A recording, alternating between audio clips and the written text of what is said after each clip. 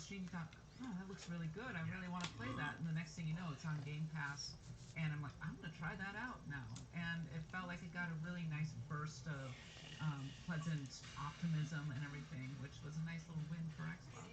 Yeah, Stella, I know we talked a lot on Unlocked about how much I think we did a couple of shows literally called "We Adore This Video Game." Yeah. Like it just had, it kind of did everything right, didn't it? It was a good action game. It had beautiful art style, and even it had a personality too, right? Yeah, we talked about the background, how everything was moving to the beat, and everything was like, it's been a minute since we've seen that much heart in like a little game that came out like Shadow Drop, right? Especially you're just like, wow, there's so many details to this. Like, and it was really cool to see the community kind of come together and tweet out all the little things that they saw, and it was really cool. Destin, the rest of their year from June 2022 to June 2023, there just hasn't been much. With one unfortunate notable exception, their most recent thing, we don't need to relitigate this too much, but they're they could use some good momentum right now because their last major first party release was not great. Yeah, so Redfall came out. A lot of people encountered a ton of problems with that game, myself included, and we've kind of talked about that one a ton. But that was at the same time that the whole acquisition of Activision was blocked. Right. And then Phil Spencer went on the Kind of Funny XCast show, and he was like looking pretty down. Downtrodden, yeah. Yeah. So that was a rough week, and I was really excited about Redfall. So to see it to launch in that state, it was disappointing for a lot of fans. And hopefully, my hope for this showcase is that they're able to start to hit a cadence with their releases that's regular, and we don't have these big gaps. Yeah, and I think they're set up for that. And I know a lot of Xbox fans are tired of hearing, well, wait till the next thing, wait till next year. But if we take a look at what they've got coming up, Starfield's the next big thing. This is Todd Howard and the Bethesda Game Studios team who is, quite frankly, never missed. They don't ship games often, but when they do, they've been phenomenal. Hellblade 2 is a game that seems to be soon-ish. Whether that's this year or not, we'll talk more about both in the pre-show here and in the post-show. They've got, of course, Forza Motorsport. They've also never missed and not even come close to missing. That is a 9 out of 10, 10 out of 10 game every single time. And then, yeah, things that have already leaked. I'll take things that have already leaked for 200, Alex. Some Persona stuff, and then it's so they're set up for some success here moving forward. And kind of on that note, that's the next thing I want to ask all of you is what does Xbox need to do today on this showcase to have a great show today? Kat, I'll start with you. I think you need to get a lot of hype around Starfield because Starfield, generally people are like, oh, okay, they came out of it, but there was some mixed reactions to it, so I think establishing Starfield as the next big thing that people are really legitimately excited about, 45 minutes or however long it's going to be, that's a long time, so hopefully people don't actually fall asleep.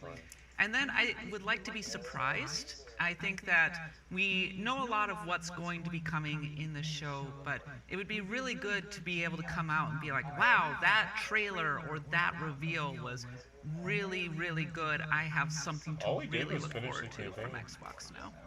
Stella, how about you? What does Xbox need to do to have a good show today?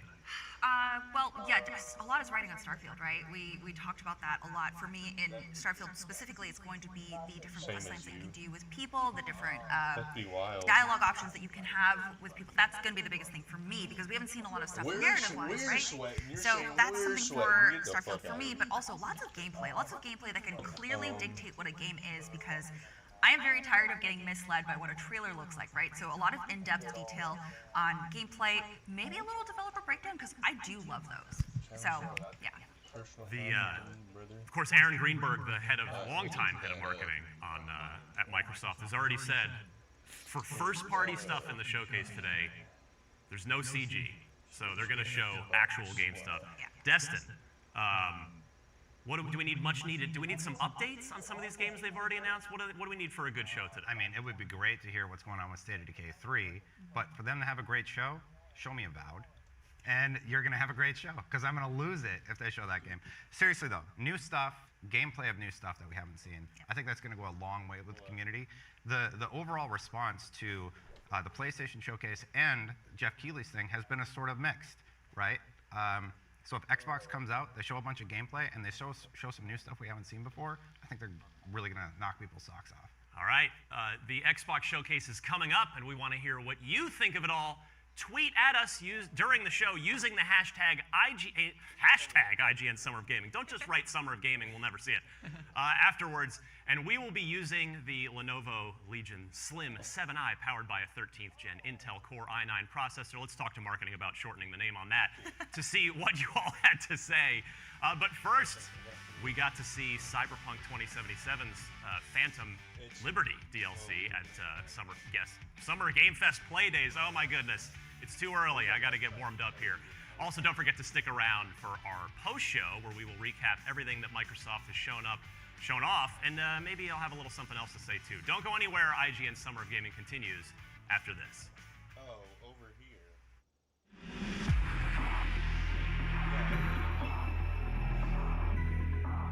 Hey everybody, I am Seth Macy. I'm joined by Destin Ligari. Hey, we Seth. are at Summer Game Fest. Destin, you just got to play Cyberpunk 2077, a little extended demo. Yeah, Phantom Liberty, the new Idris Elba DLC, and it was great. Yeah? Yeah, anybody like me that likes Cyberpunk on PC and cleared the whole map. Wait, what? Yeah, I really like Cyberpunk Okay. on PC. So I did everything that there was to offer. And now there's this huge new story DLC coming where, based on what I experienced, basically, the president crashes, you go save her, and there's this mysterious character who kind of leads you towards how to help her, right? Okay. And then eventually you are led to meet up with Solomon, the character played by Idris Elba. Okay. And at first it's a little like, I don't know, Mission Impossible. Okay, cool. Are you good? Are you bad? I don't know. And you're kind of like left throughout the whole experience of the demo, not sure if you should trust the president and this person they've sent them to or not. A little intrigue. Yeah, there's one point where they allow you to take the oath of like the military, basically, right? I, V, do solemnly swear. I, V, do solemnly swear. And I'm like, I don't even know you. No, I'm not gonna do your oath thing. And they give you a coin, and yeah, so it's sort of like a spy thriller at first, but you're really not sure how to feel about everything. I played that story content for about an hour and 15 minutes. Oh, wow. And they said, like, that's just the tip of the iceberg. Did they give you any clues as to like how much content there is? Not really, but there is a lot. All right, to we will do. have more Cyberpunk 2077 coming up after the showcase. But stick around, we're not done. We got some predictions and more coming up for you right after this. The one I had time to do, it was like some purple. IGN Summer of Gaming is presented by Lenovo Legion with 13th gen Intel Core processors. Beyond performance. So you like IGN, huh? The news, the videos, the guides, and wikis, it's all in your wheelhouse. But do you ever wish there was more? Introducing IGN Plus, a brand new program that's loaded with tons of cool perks and benefits. Sign up for IGN Plus today and you'll unlock free games and in-game content every month, a free subscription to Map Genie Plus, huge discounts for stuff like Dream Gear, PowerA, Humble Bundle, the IGN Store, and tons more. IGN Plus is just $29.99 a year for a limited time. You deserve a little extra. Behind every game, movie, and TV show you love is a wild, crazy, and sometimes unbelievable story. No one is just black and white. From revealing the secrets behind your favorite franchises to solving a legendary video game mystery, I'm coming for you. IGN Inside Stories gives you a peek behind the curtain. If people come to the game now and see what's going on there, I think they'll be surprised. Join us as we dive into hyper-dedicated fan bases, worldwide phenomenons, and the most incredible untold tales in games and entertainment. I said, wait a minute, that doesn't sound so good. It was definitely not what I expected in the best way. Inside Stories, available now only on IGN. And I was like, holy shit, we're gonna do this. Have you been stuck on the same quest for just way too long? I just want answers. IGN strategy guides and interactive maps are here to help.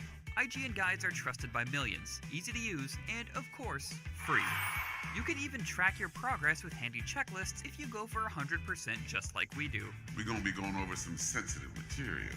IGN has the very best, most complete, and accurate guides for The Legend of Zelda Tears of the Kingdom, Star Wars Jedi Survivor, The Witcher 3, Pokemon Scarlet and Violet, Elden Ring, and so much more. I will require some time to process this information. Every guide is tested and verified for you by experts. Just search for IGN.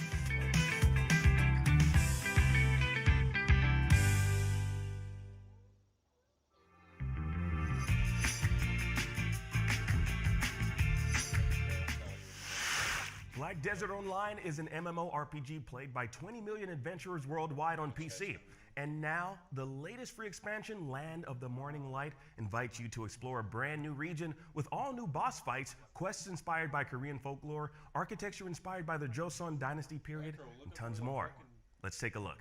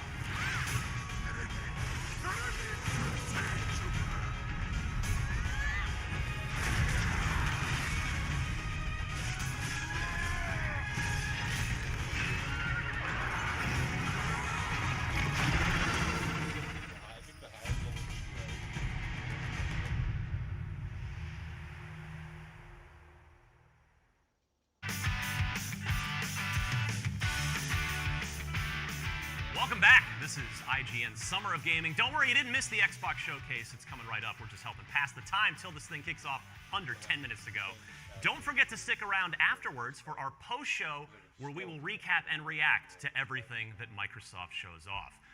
Until then, Xbox posted a video on Twitter with some very familiar background music and a trail of glitter that they'll be vacuuming up for the next 5 console generations. Do you think we will see Fable today? I know that's high on my wish list. Destin, I'll go to you first here. We'd better. Otherwise, I'm going to lose it because it feels like a misleading social post, right? So I really hope it's there. I would love to see Fable gameplay.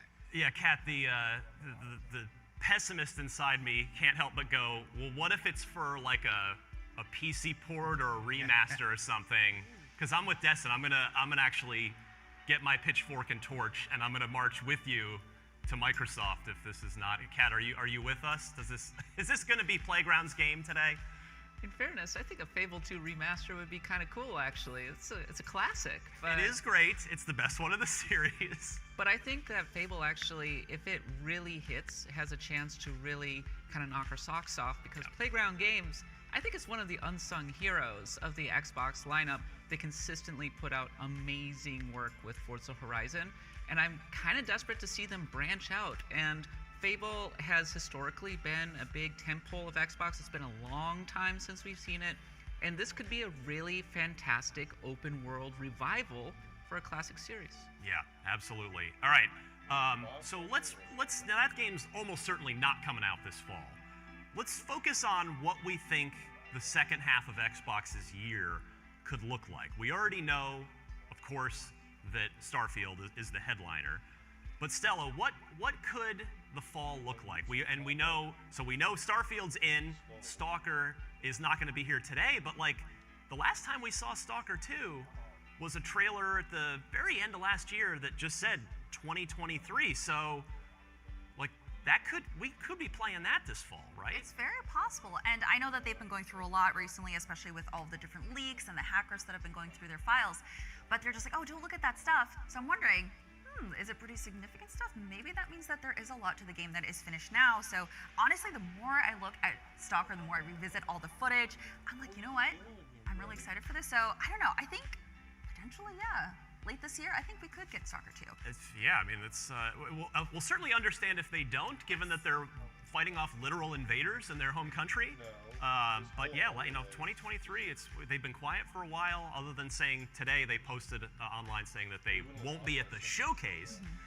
But Destin, so, all right, Starfield's in, Stalker 2 maybe. Forza seems like high probability of shipping this year. Oh, right? yeah, I mean, like it was supposed to, so Yeah. I have to imagine they're pretty far along. Yeah. That game looks gorgeous. I really hope to see more of it today. I'm excited to see more of it today because it's confirmed. And then they're doing the Forza Monthly right around the corner. Yeah. And then another one I think could be part of the Xbox fall, the second half of the year. Maybe even they drop it in the summer. That'd be amazing. But Replaced, another that sort of Blade Runner-y pixel art game we've seen a couple trailers for, which looks like one of the coolest indie games coming to Xbox, and it is an exclusive. Also a Ukrainian developer, also in the same unfortunate circumstances that the Stalker 2 team is. So we'll see about that. But potentially we're looking at a really nice fall for Xbox. Now let's shift attention. We've got a few minutes left before the direct starts, about 5 minutes to be specific. What do we need to see from Starfield today as the big game, the biggest Xbox exclusive in quite a long time? What does this Starfield Direct need to achieve? Stella, I'm going to go to you first. Ooh, okay. Well, we definitely need to see, for me personally, I definitely need to see combat, how that's going to look. We got a little bit of that, but I do remember, if you remember last year, I pointed out, it looked a little weird to me. I wasn't a big fan of how it looked, especially with the way that the enemy name and everything was displayed. So I do want to see more of how that combat system is going to work, which I don't doubt it'll be good, but I do want an in-depth look at it. And of course, again, I want to know how relationships are going to work with people, because one of the biggest things with Fallout was being able to forge these relationships, see how your dialogue choices were going to change the story. I need to see that. So for me, that's what I need to see. Destin, how about you? I'm with Stella. They need to show story beats. They need to show how that aspect of it's going to play out.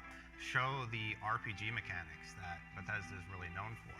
Because there have been the comparisons to No Man's Sky, which I don't see as a negative personally, because I love No Man's Sky. It's a beloved game. Right, yeah, I've loved it since, even when everybody hated it, I've always loved that one. But they need to show how it's different and unique, like how it blends those other Bethesda elements. And they need to do it in a way where they take us on a journey so we can feel like we're playing the game, right?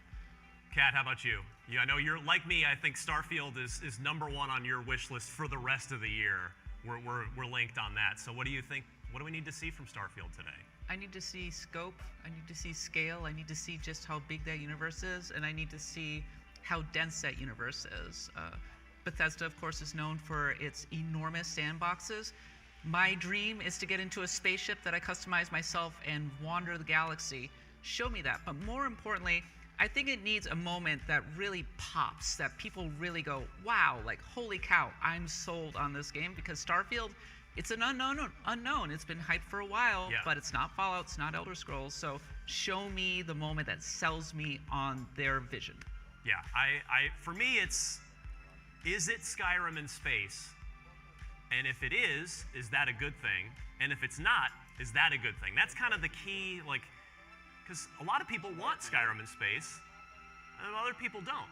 So I'm sort of just curious where on the Skyrim scale, the Skyrim in space scale, it's going to land. All right, so we're about 2.5 minutes here. We're getting real close. Let's finish with, as we like to do on Podcast Unlocked, let's make some predictions. We did a whole hour of this last week, if you are a regular Podcast Unlocked viewer, so we won't repeat ourselves too much here, but on the eve, so pretty much nothing's leaked. It's been an airtight run up to this thing. We haven't had to dance around any weird leaks. So let's do it. Predictions for what we'll see today. I'll start at the end of the table and work my way back. Kat, you're up. I think we're going to see Hellblade 2, and we haven't talked about it much, but I wouldn't be shocked if it got a fall release date, and that could be a great stinger to the show. That's right. We didn't even talk about that. Definitely could be part of Xbox's fall. That would strengthen things quite a bit. Destin? I think Avowed is the closer to the show, but what I actually want to see is In Exile's FPS RPG, and Ryan, you got me on this one. I hope it's a Fallout 1 remake. We kind of worked into this whole theory that on the last episode, but I think you're really onto something there. Yeah. I mean, it's Brian Fargo, the head of In Exile, has a connection to the original Fallout. Yeah. It would be something people would love to play that wouldn't get in the way of a future Fallout 5. I really think you're onto something with this theory. Like Dead Space was great. They just remastered Metroid Prime. Let's do Fallout 1. Stella? Ooh, yeah. So mine was Arc 2 was supposed to release this year anyway. So I'm like, we're definitely going to see an Arc 2 gameplay trailer because they switched everything over for Arc 1, all their servers, because they said it's going to be better maintenance. So I definitely think we got a gameplay trailer and a release date for this fall as well. Have we not seen Arc at all since the Vin Diesel I don't cinematic think trailer so. from? Is that 2 or 3 years ago now? It's been a while. It's been a minute, yeah. So we need to see something. For me, I am going to go to one of my favorite franchises that, again, we know is happening, but it's all been nothing's official. I think we're going to get some kind of Unreal Engine 5 based gameplay teaser for Gears of War 6, or just Gears 6 if they stick with the more recent nomenclature on that. I Because hope so. we know that the Coalition, they've been getting their hands dirty in Unreal Engine 5 with doing the work on that Matrix Awakens tech demo. Shout out to Paul Panty. Yeah, I think Gears 6. All right, we are getting down to the wire here before we toss things over to Microsoft. Just a reminder, IGN Summer of Gaming is happening all through June, and we'll be doing this whole thing all over again for Xbox's Extended Showcase. The countdown is on. Let's do it.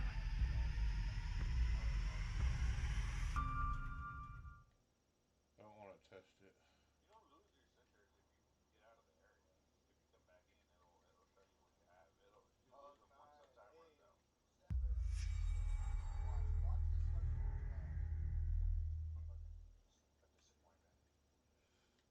They have a lot to live Oh, we're up to finally doing because this. both the other Are we? showcases Because this I was going to year make a sandwich.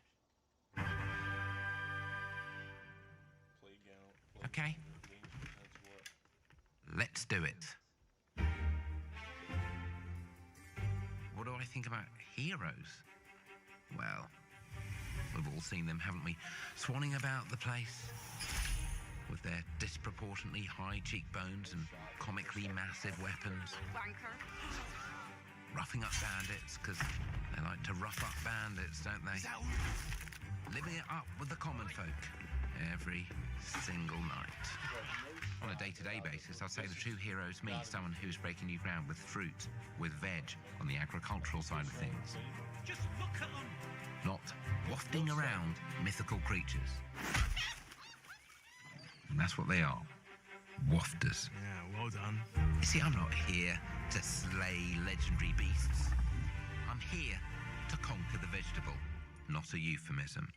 Let's face it, the age of heroes is over. This is the age of innovation. This, if you will, is the age of death. I'm almost there. One moment. I'm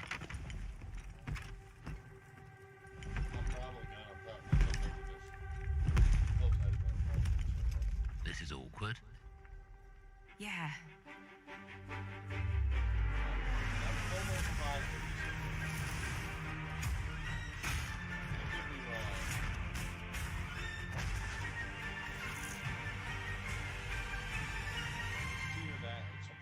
Oh.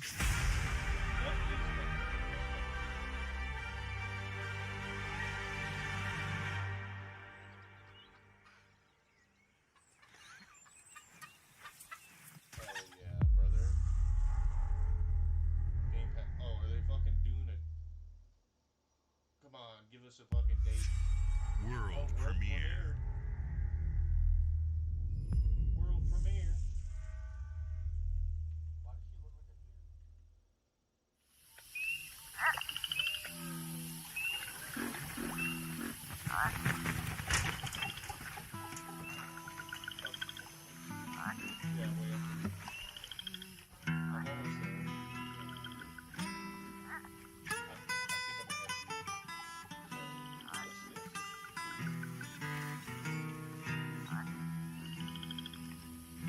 Death don't have no mercy in this land.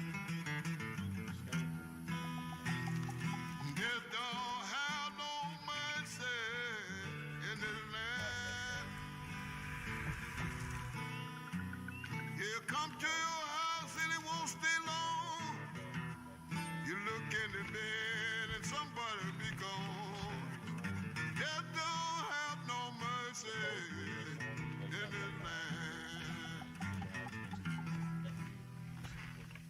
Shit. shaking bones.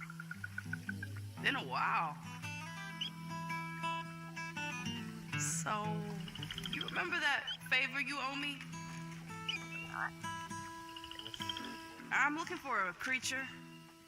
Huge, sneaky, teeth like knives.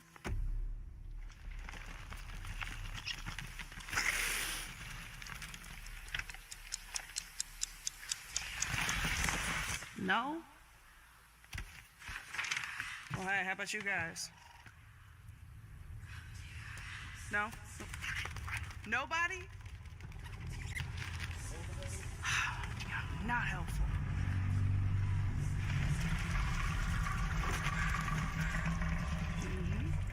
Sneaky.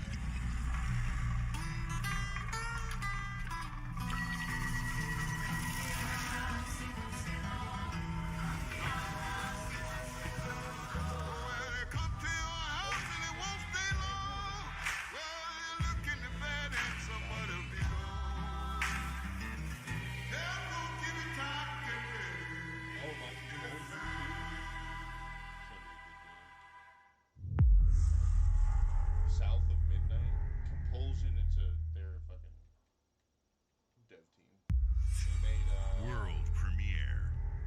the fucking what's it called? These are dangerous times. At least that's what I hear. The Empire? They're everywhere.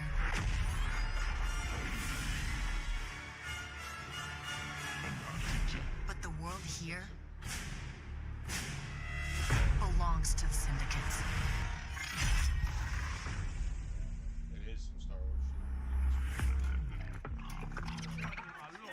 If I want to survive, I have to play their game.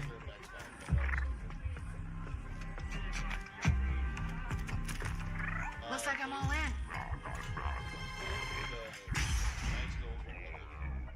She's in here somewhere. On second thought, I'm out.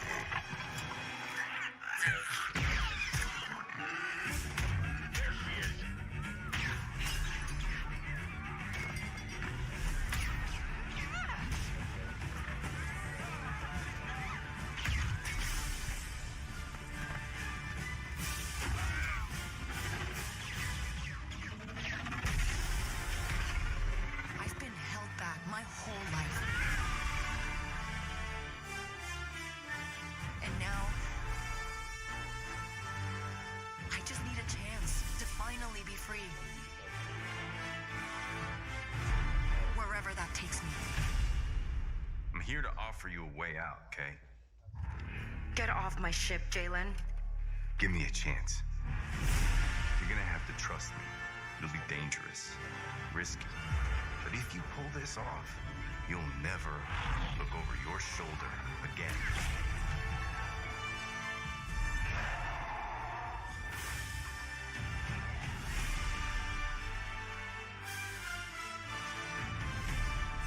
The underworld shows no mercy. But it's a big galaxy out there, and I'm gonna risk it all.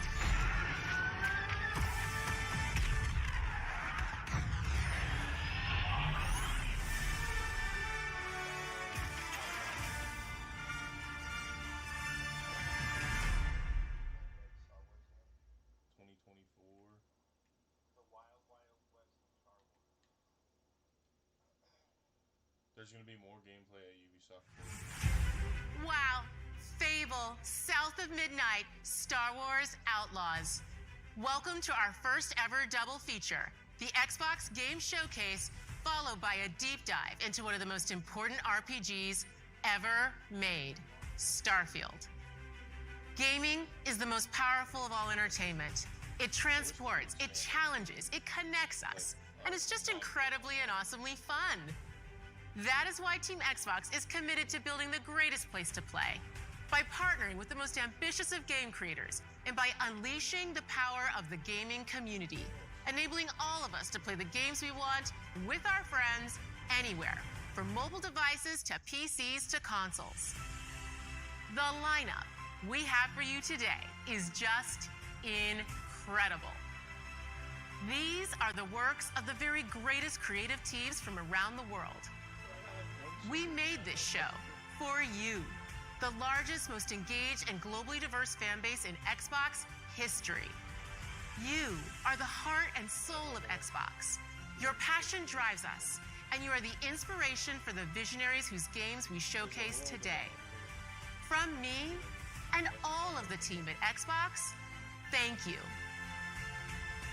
This next game is from Thunder Lotus, the award-winning studio behind Spiritfarer, who've gone back to their combat roots with an amazing co-op raid-focused action game that is uniquely theirs. All right, everybody, it's time. World premiere.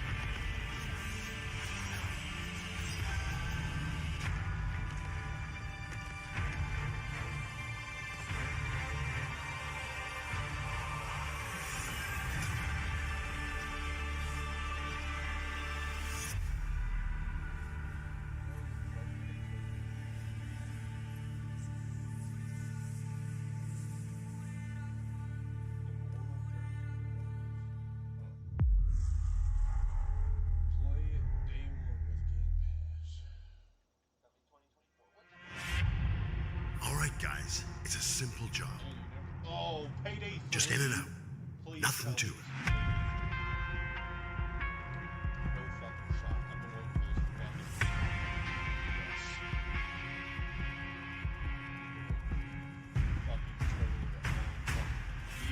Everybody hit the floor.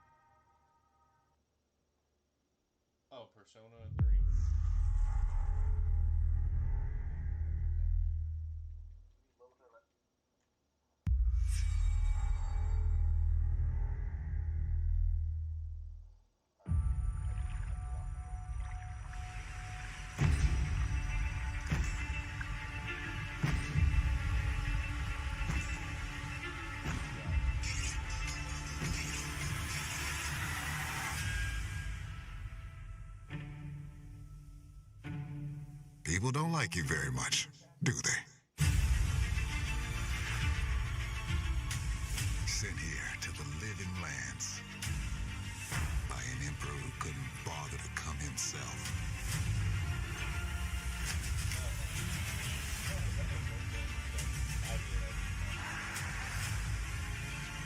To investigate some plague that seems to be corrupting our very souls. You want us to trust you. But the truth is, you scare us.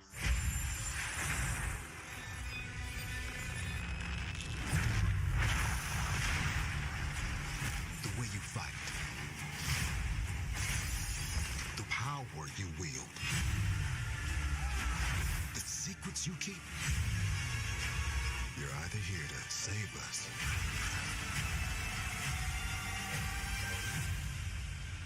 or destroy us.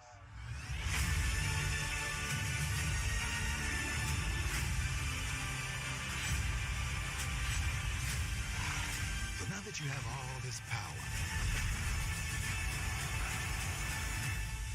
what are you gonna do with it?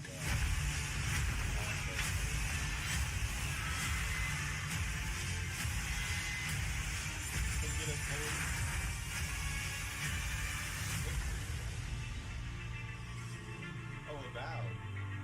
It looks way different than it did. 2024? Oh, now they're giving us all the release dates for games that announced.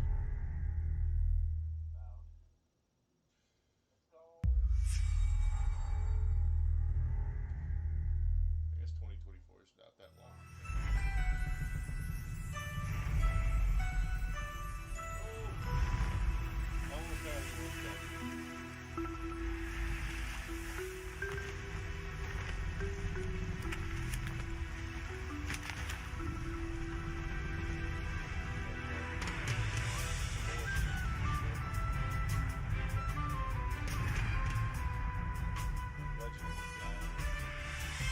Welcome to the Scum Bar, the most notorious tavern on Melee Island.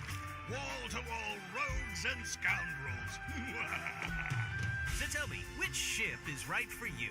A big ship? A luxury ship? A ship with just a splash of je ne sais quoi? The legend of Monkey Island? You mean Governor Guybrush. But Threepwood's not set foot out of that mansion for almost a year. Hey, what do you think you're doing? I told you no autographs. So I see you have a meet and greet ticket. And I guess it's not every day that you get to meet the mighty pirate Guybrush Threepwood, the legend of Monkey Island. Of Monkey Island. LeChuck has turned the memories of this island into a prison for Guybrush. Well, well, what do we have here? You need these. Things may be very different from the Sea of Thieves you know.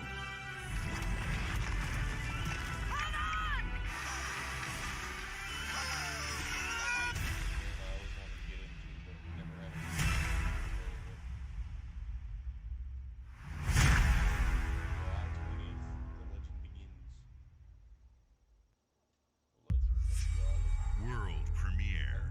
World premiere. Another. Oh, I can't pick it up. God damn it. Why did it say Lucasfilm? That was so odd.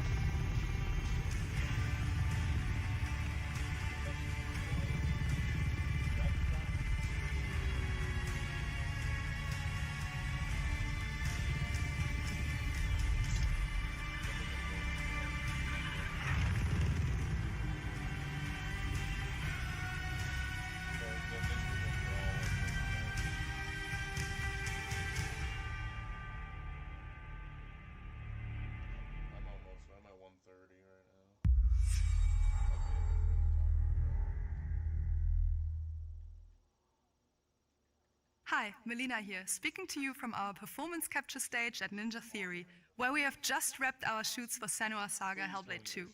When we first showed gameplay for Hellblade 2, it was a look at some of the game's cinematic and immersive action, where Senua faced off against a gigantic troll on the Icelandic coastline.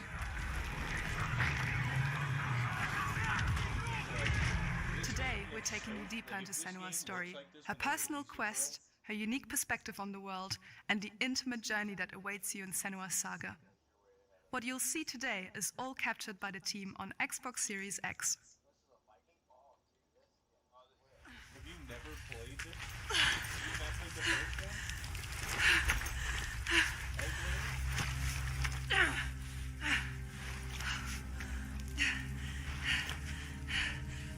She can feel them slipping through her soul, following the threads of her mind. She's here to find them, the ones who hide. She needs their help with a promise, a question.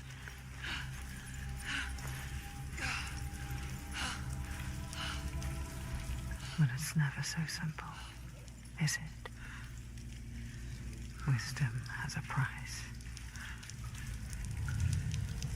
There's always a part of you that changes. A part of you that darkens. And a part of you that dies. Over there, that pool.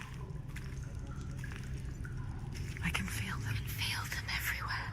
The lost ones. They are watching us.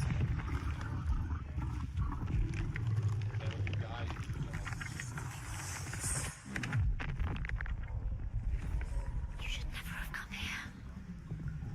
They can see us. What is going to happen? It's time to find out. How can we make it happen? It's time to find out. Why are they watching? It's time to find out. What are they waiting for? Senua, what are you waiting for? I'm here.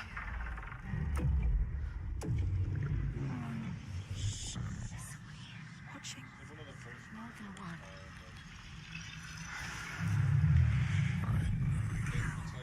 Where are they? Where are you? What do they want? I don't like it. I'm scared. This is too hard. Their eyes everywhere. Can feel them boring into her. What is she supposed to do? Do something. Ask them. What do you want me to do?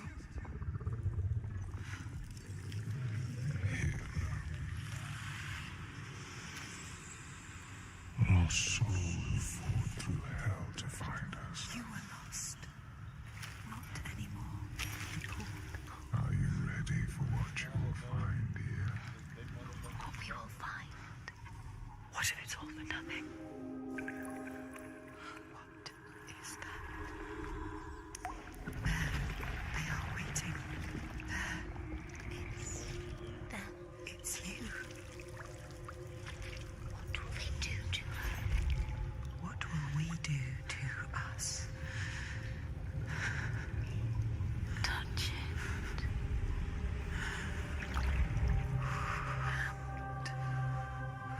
Feel your mind, your voices, all the parts of you that are broken. You can be whole. All the grief, all the rage, all the fear, everything I've seen, everything I've done has led me to this place. We've come so far, not far enough. Say it. You are ready. Tell them. I am here. Now. What if we get lost forever? What will happen to them? What will happen to you? I will not let them down. She is ready. They know. Go. Who are these around you, Senua? Those you have saved, or those you led to death?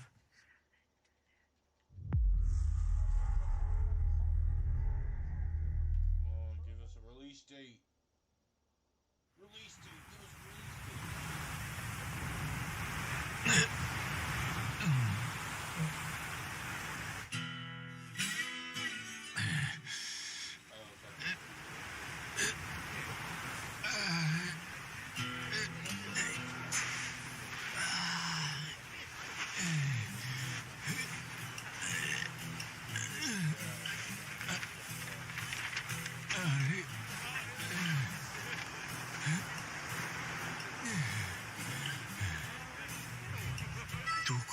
ここ。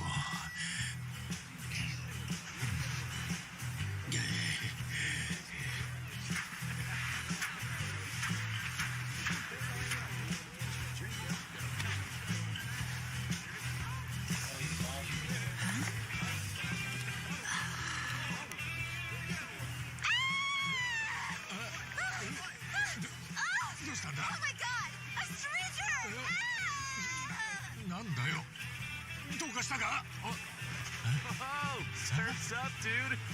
Yeah, dude. Hang loose, bro. 俺がどうかしたのか？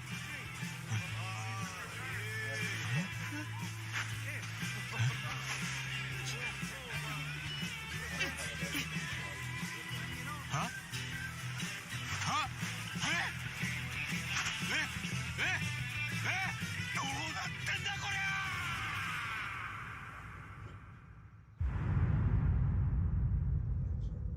Like a dragon, infinite wealth. He's at level 72, this boss. Bro, we're gonna get fucking murdered. It's almost dead, it's almost dead. Yeah, I don't even...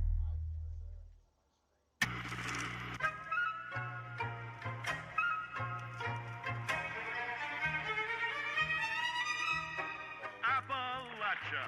What a sight! A verdant wonderland of promise plucked from post-atomic blight. The fruit of years of prudent progress and determined reclamation, and 15 million dwellers worth of keen imagination. From the heart of West Virginia to the depths of the pit. Well, we owe it all to Vault 76. No matter if you roam alone or spend your time with friends, you'll find a home in Appalachia where the good times never end. There are relics to uncover from a time before the war, along with loads of friendly folks to meet and enemies galore. Our world is always changing. Greater foes are overthrown as we embark on expeditions into thrilling new unknowns. Yes, from Appalachian settlements to Nuka World on tour. You're never short on things to do or places to explore. Think you've seen it all, eh? Well, how about this? Pack your bags for an escape of Epicurean bliss. Put your rad shield on and fix your hair up pretty, because we're headed for the boardwalk of Atlantic City. So there you have it. Now you know. There's a million ways to make the wasteland your waste home. And when you hear adventure calling, when you're looking for some kicks, answer the call of Vault. Answer the call of Vault. Answer the call of Vault 76. Play it now with Xbox Game Pass. Oh. He's chasing me. World premiere. Beat his ass. Kill him. Kill him. He's dead.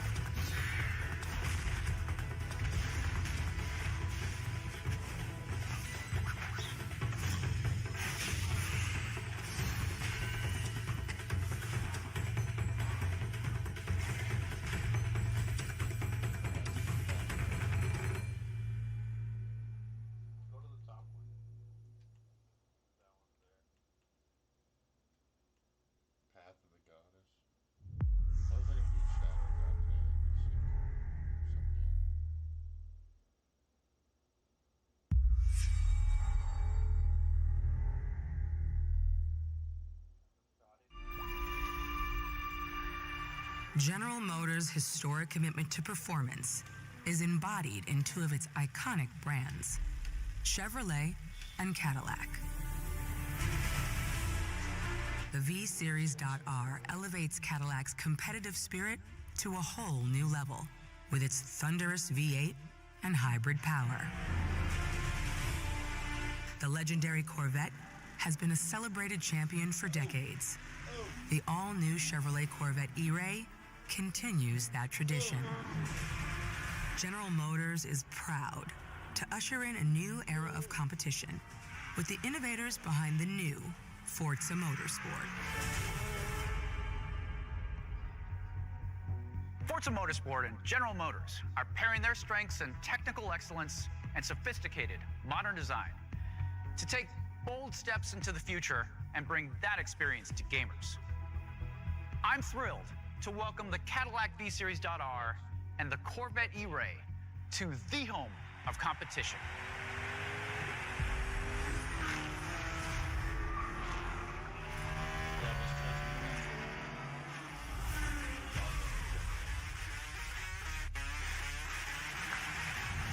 I know you're ready. You've got this.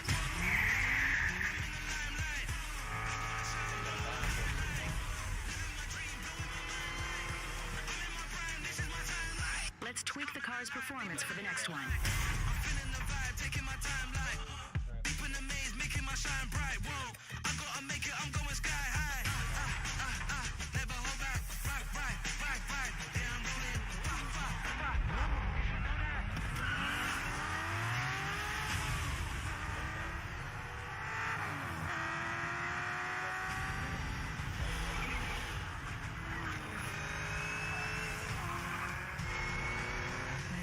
Was your best lap yet.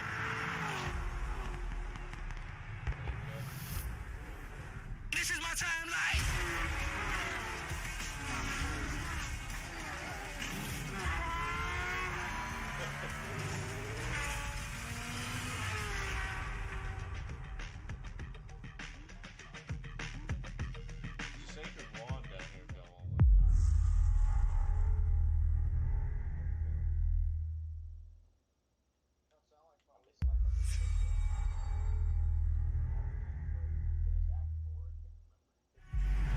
I have seen all that ever was, and all that ever will be. I have seen betrayal, endurance, ambition, and courage. I am the one who knows.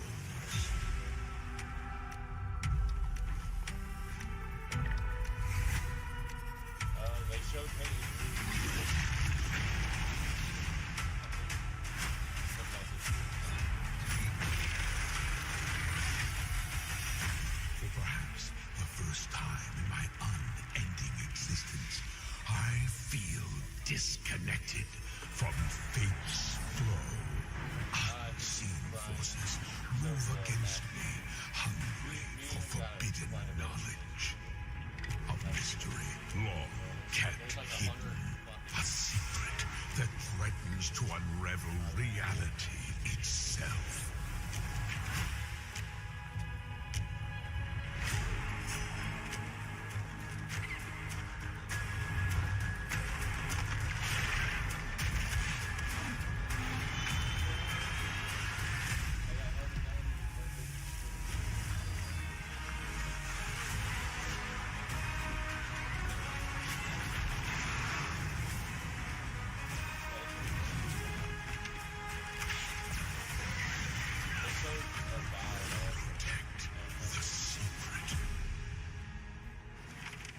Save Tamriel.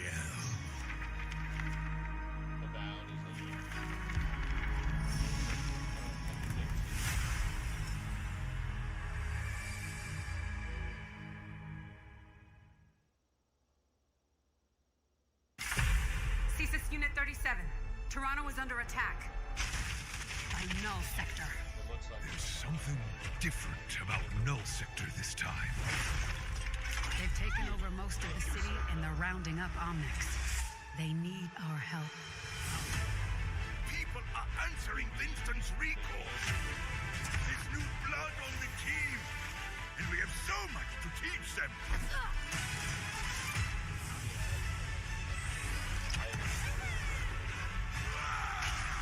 If we can stop Null Sector, maybe we can save the city. Coming through! Been a while, Vivian. As if I didn't have enough problems already. So we fly up there, smash through anything that gets in our way, and what's another business? I hate to interrupt the moment, but I'm picking up reports of more attacks in other cities. It's a fight they want. I say let's give it to them.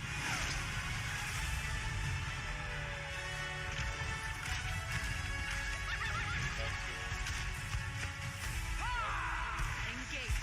Target marked. Time to create peace with bullets. Greetings.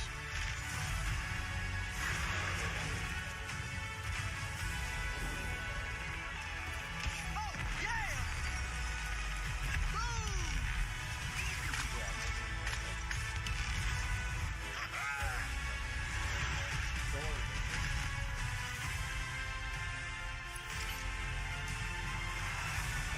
The world is counting on us.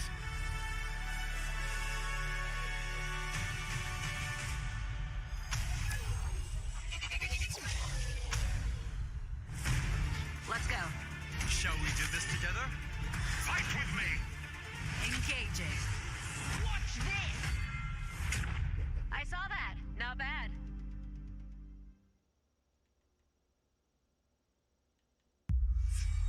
World premiere. World premiere.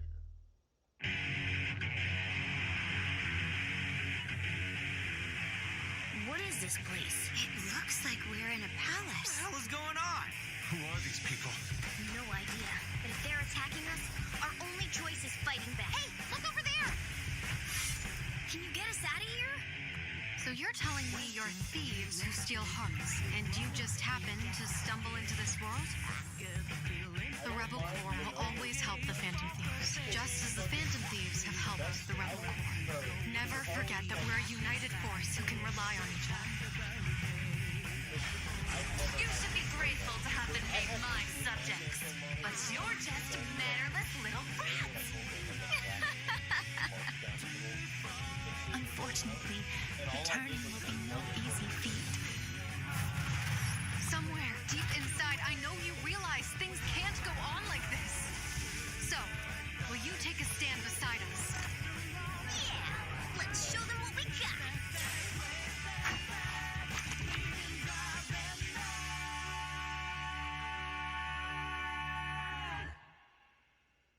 That dude probably didn't get.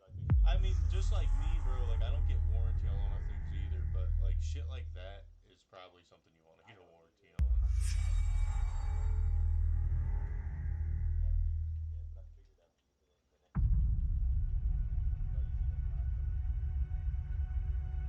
Humanity has always hunted for knowledge in the unknown. The wonder is, not that the field of stars is so vast, but that we have measured it.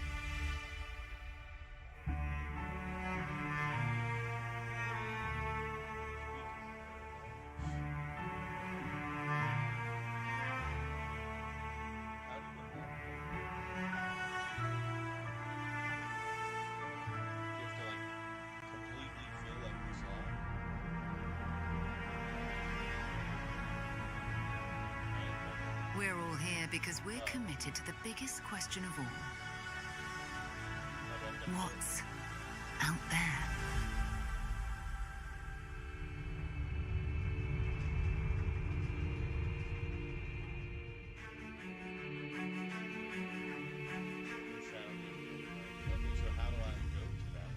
You're part of Constellation now. Part of our family.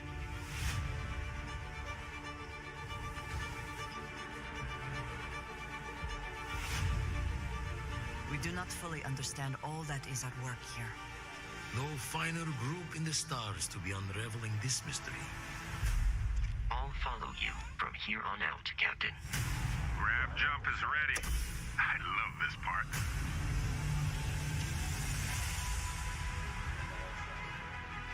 These artifacts could be everything we've been looking for. Another great secret the universe is asking us to unravel. Human settlements throughout the galaxy could be at risk.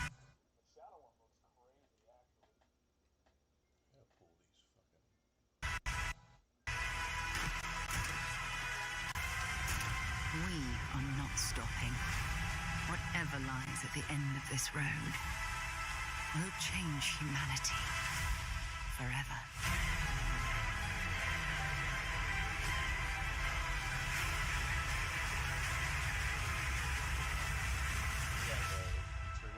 This is where we belong.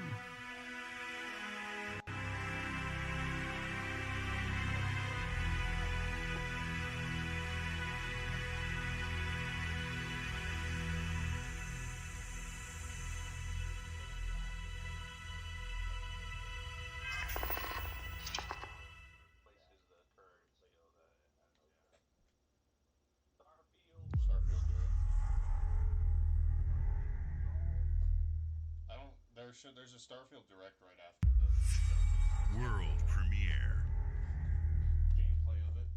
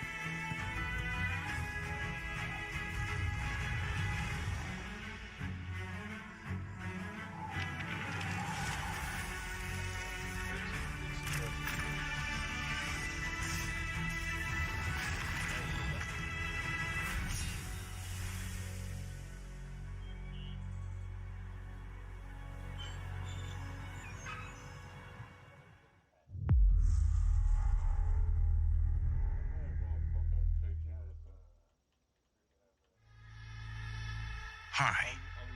I'm very excited to be returning as Johnny Silverhand in the upcoming expansion for Cyberpunk 2077, Phantom Liberty.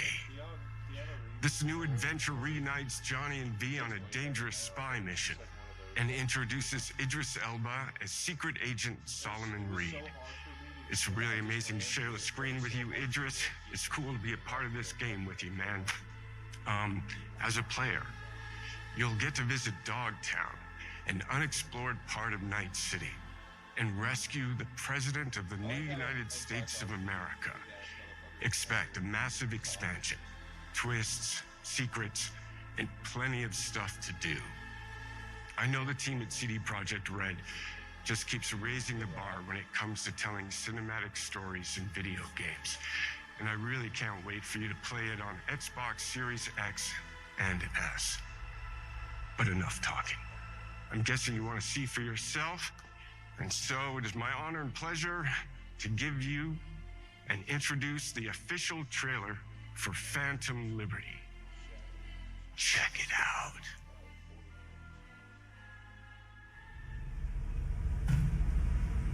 There's gotta be a way out of this.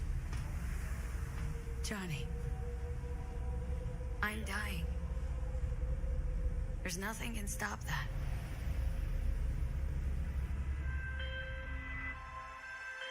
V. My name is Songbird. I'm an NUS intelligence analyst. I know about the bomb ticket in your head. And I can save your life. What's the catch? I need you to get to Dogtown. Attention all Dogtown residents. The President managed to crash her Space Force One into our humble district.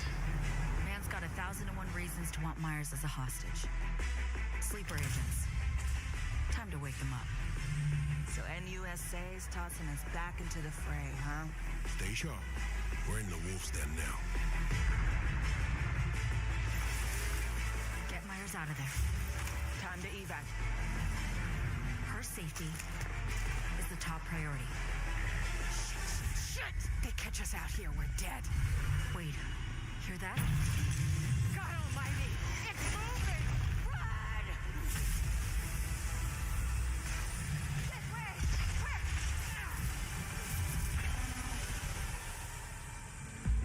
Someone ratted us out. You know, V, treason ain't ever black and white. It's a charade, V. Wherever she goes, people get hurt. Bodies drop. Just want what Songbird promised me. The cure. The situation's changed. You need to know if you're with me. Illusion of freedom draws in the desperate. Pick your truth, V. Come on. Got iron in your hand. Gotta put it to someone's head. Pull the trigger. If I don't do anything, and do it soon, I'll die.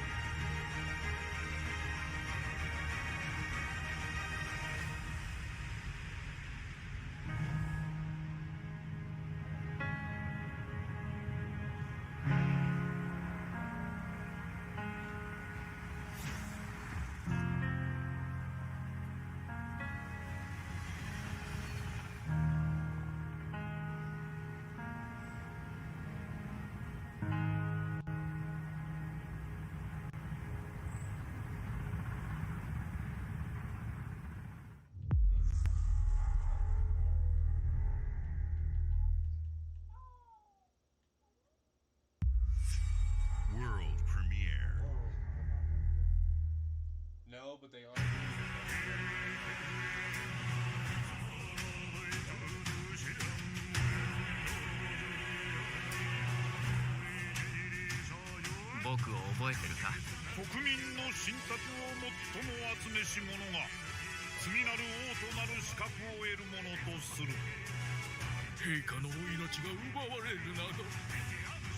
汝定めを課せられし子よ、憂いを抱える旅人よ。こいつが俺の凱旋者だ。果たして誰が次の王か。己自身に命じなさい。内なる英雄の姿に変われと。真の王を志すならば打ち勝ってみせよ。僕のいる世界の出来事は君にとっては絵空事。まさか人間？この国は今有史以来の危機にさらされている。どうやら面白い力を手にしたようだ。主君に捧げると決めた覚悟そのものだ。これこそ人間の真実だ。道は二つに一つ。またあったね。やはり君は興味深い。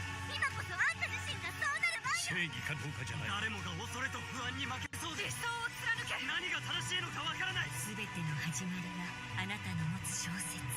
幻想はただの絵空事なんかじゃない。Bullshit. Damn, I got 4,400 armor, brother. World premiere. 500 attack power. My shit's not even, all my shit's not even upgraded all the way either. It's like most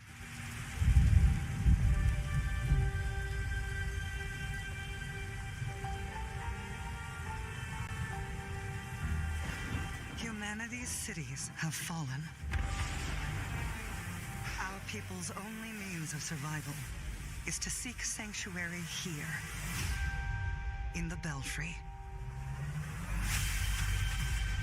You must explore this world to find the origins of this evil.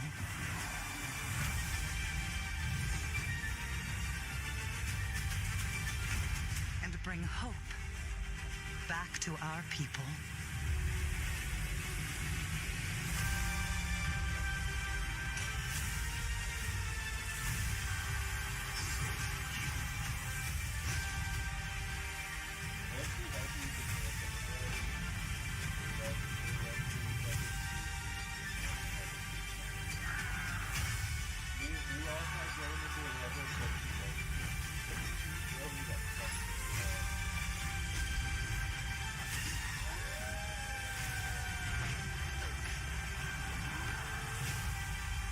Together, you can save humanity.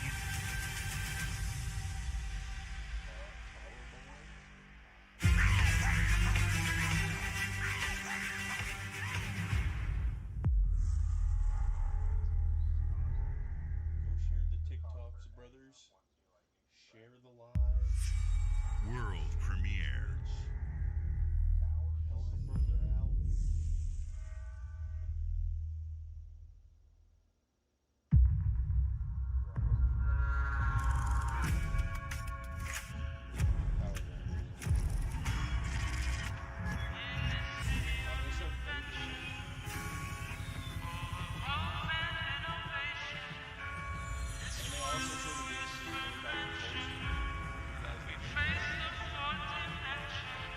This city is a miracle of progress.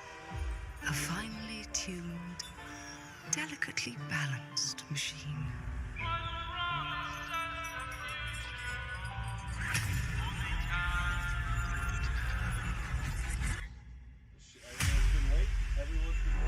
But it only takes one rebellious little gear to ruin everything.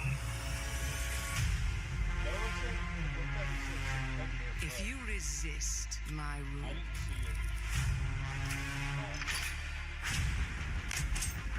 if you alter our past, if you threaten what I have built, There is nowhere in space or time where I will not destroy you.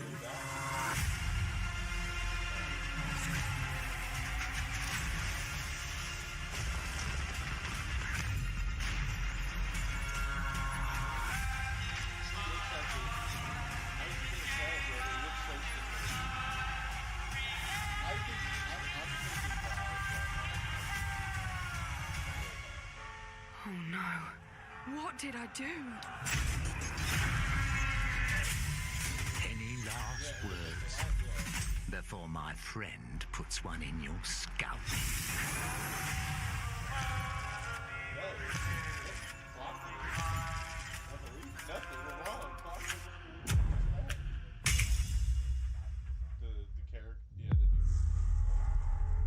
Bro, we've only been watching this for an hour. I've only been live for an hour and a half, bro. This shit's like 2 hours. Thank you all for joining us. Today is a special day for me and the team. I'm excited to see 11 games showcased from our first-party studios. We opened with Fable from Playground Games, which will bring the franchise into the modern era while staying true to its British style and humor. Compulsion and In Exile shared their first original experiences since joining Xbox with South of Midnight and Clockwork Revolution. And we are thrilled at how Avowed is shaping up for release next year from the RPG masters at Obsidian. In addition to Avowed, our studios will deliver Hellblade 2, an all-new Microsoft Flight Simulator, Towerborn, and more in 2024. Later this month, players can look forward to Elder Scrolls Online Necrom and Sea of Thieves Monkey Island. As we look to holiday, we will launch Starfield and Forza Motorsport, both built for Xbox Series X, S, and PC. We are also honored to share 14 games today from our creative partners, like Star Wars Outlaws from Ubisoft Massive in collaboration with Lucasfilm Games, 33 Immortals from Thunder Lotus, Kunitsu Gami, Path of the Goddess from Capcom, and more Persona games coming to Game Pass thanks to our continued partnership with Sega Atlas. I'd also like to congratulate the Studio Zero team on Metaphor ReFantazio. It's great to be able to premiere what is next from the creators of Persona here in our showcase. We are focused on putting our players and game creators first in everything we do. No matter if you choose to play on Xbox, PC, or over the cloud, all gamers are welcome here at Xbox. When it comes to our consoles, we have heard your feedback on two fronts. First, we have significantly increased our supply of Xbox Series X, making it easier for fans to find globally. Second, we know you've wanted more storage with Xbox Series S, and I'm excited to share we have some news there as well.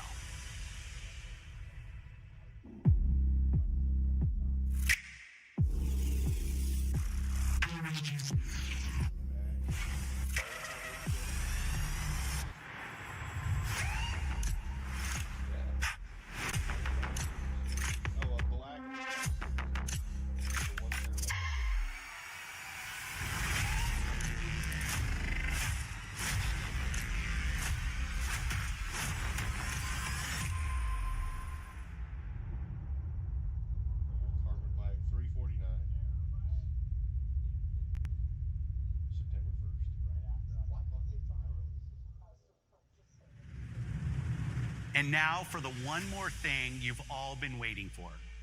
Prepare for the most comprehensive deep dive we've ever done for the biggest game we've ever built.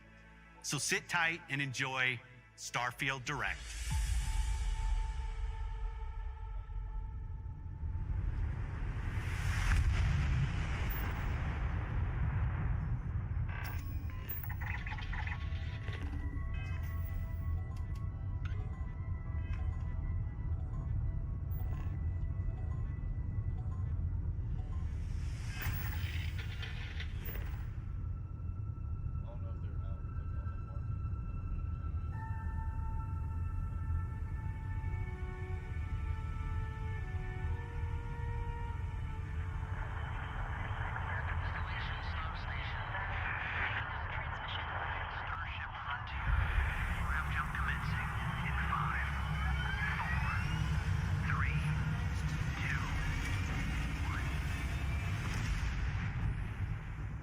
Hey everyone, thank you so much for joining us today and welcome to Bethesda Game Studios. You know, we've been so lucky over the decades to make the kind of games that we love here, and that's thanks to all of you, from the Elder Scrolls to Fallout. We love creating these worlds and playing in them just as much as you do. And throughout all that time, we'd often talk about and dream up the space game. What if we could take that feeling of being who you want to be and exploring a new world, but set it in space, where you weren't really limited in where you could go or what you could do? And that is Starfield.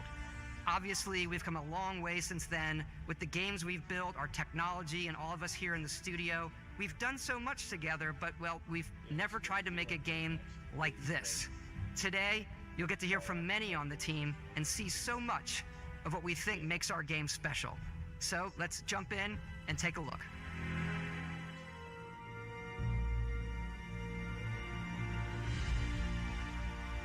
Starfield is our first new universe in over 25 years, but it's still a Bethesda RPG through and through, where you step into a new world and you get that feeling of unlimited possibilities. But this time, it's not just one world. It's over 1,000 worlds. Because the choice of where to go, it's not ours, it's yours. And it wasn't until now that we had the technology to create it. From the rocks at your feet to the mountains in the distance, to the people and creatures that live in these worlds. That isn't just a backdrop. That moon is actually there orbiting the planet. Yes, you can visit it too. We realistically simulate the galaxy around you. Our next-generation lighting model uses real-time global illumination to light the world based on the type of star and the makeup of the planet's atmosphere. We also have an all-new animation system. And of course, you can play it in third person, and you can play it in first person. Definitely looked like that. We love exploration and rewarding it, but you do explore differently in this game given its scale. That usually involves exploring an area you've landed in. You can collect resources, do a mission, and maybe even stumble upon something unexpected.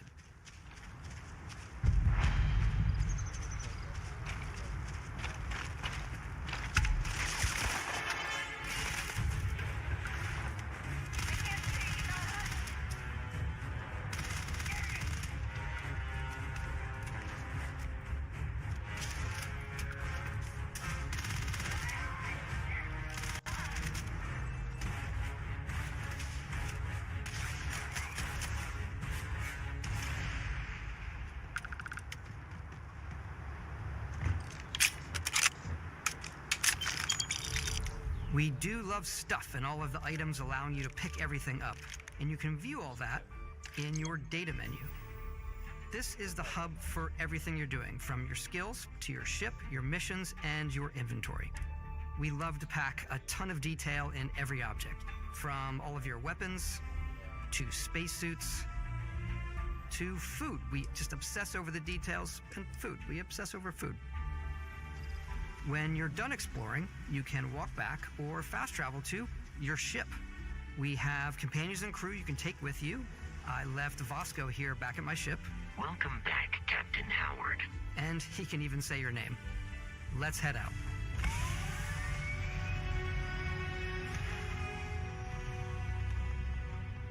Our mission was to convey the wonder and majesty of space exploration, to evoke the romance of the golden age of early spaceflight. And we've been referring to this approach as NASA Punk. This means a design language where the tech is advanced, yet still looks grounded and relatable. For us, it's that contrast. That's where the visual interest is. Obviously the NASA, which is the rigid, hard function over style, and then Punk, which is all about style. You can see that visual style coming through in your ship. Your ship is your home for you and your crew. And like many of the spaces in our game, it has a slightly retro and analog touch, a bit of lo-fi rather than sci-fi, where everything is well used, worn, and lived in. Alrighty. What's the plan, Captain? This is your star map. It starts with the planet you're currently on. You can see all of its info and resources. You can choose a landing spot or fast travel to known locations. Backing out further, you can view all the planets in the system. Obviously, the game is big, and it's here you can see planets that have key locations, missions, or life on them, versus the many planets that are barren but resource heavy. Zoom out even further to see all the systems in this part of the galaxy. Here, you can plot a course to ones that are light years away. This uses your ship's grav drive to fold space and jump to these systems. And you will need to upgrade your ship and skills if you want to jump to the most distant ones. But for now, we'll plot a course to the Alpha Centauri system where we can find the city of New Atlantis.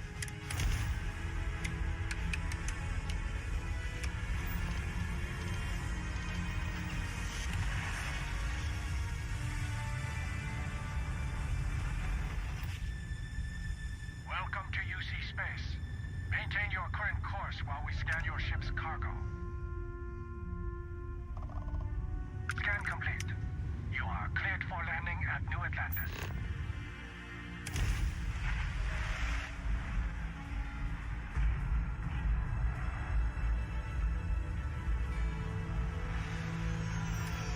As soon as you land in a city like New Atlantis, your eyes are guided upwards to just these boundless, vast buildings. It's the biggest city we've ever made, not just in size, but also in the amount of custom art, crowds, and quests. So the main focus when we're designing a city is obviously what supports the story. We try and tell as many small stories as possible. This is a Colony War memorial. It's a few moments of gameplay that make the space feel like it's full of real characters that are going about their day-to-day lives. It's paralyzing if you really stop and think about it. Buddy, it's coffee. It's also where your adventure with Constellation begins.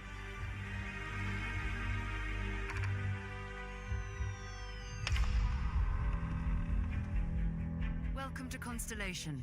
We have a lot to talk about. By the time you meet them, Constellation is sort of seen as this mythical group. Most people don't even know they exist anymore. They're the last true explorers in the galaxy, and they're trying to find the answers to some of humanity's biggest questions. The artifacts are so different, so alien, and I'm certain one of them reached out and spoke to you. The artifact, if you could place it on the table here. Oh my god, look at how it's coming together. That means there's a set built by an intelligence outside the settled systems. It's definitely an eclectic cast of characters. You've got Sarah Morgan, the ex-soldier and adventurer, now Constellation's leader. Mateo, the theologian who believes that there's definitely something else out there. Noel, the gifted scientist and Sarah Morgan's protege. And Walter, a very successful businessman in the settled systems and Constellation's financier. Anything goes as long as you have the money. There's also Vlad, the ex-pirate, Sam Coe, the former space cowboy, and Barry. You know what I hate about these pirates? Completely resistant to my otherwise irresistible charm. The journey you take with Constellation is just the first of many you'll embark on. The Settled Systems is home to all kinds of different stories, people, and adventures for you to uncover.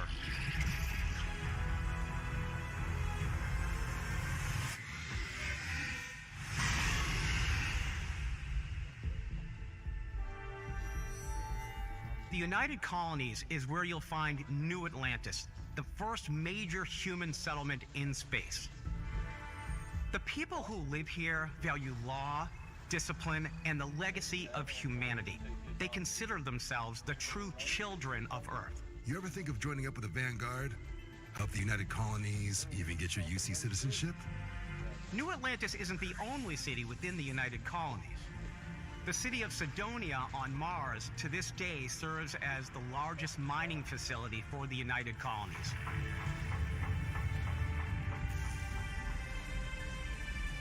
beyond the United Colonies' reach, you might find yourself in a much more wild and independent coalition of star systems.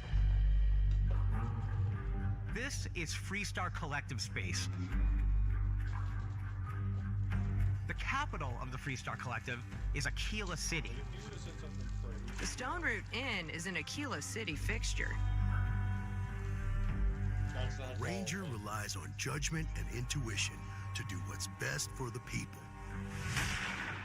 Neon started out as a fishing platform, but is now known throughout the settled systems as a pleasure city where almost anything goes. If you've got morality issues, this definitely isn't the job for you. Ryujin is hiring the best and brightest of today for our future tomorrow. Everyone has been chewed up and ground up by Neon. Try not to get yourself killed, all right? Outside the bounds of civilized space, there are still plenty of unclaimed systems to explore, but these areas are also home to the most hostile factions in the galaxy.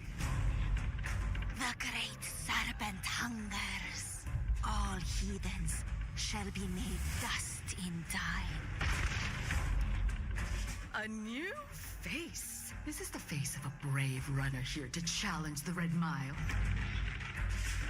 They think the galaxy is theirs. They are wrong. It belongs to the Crimson Fleet. It always has. In Starfield, we're pushing our cities and settlements further than we ever have before.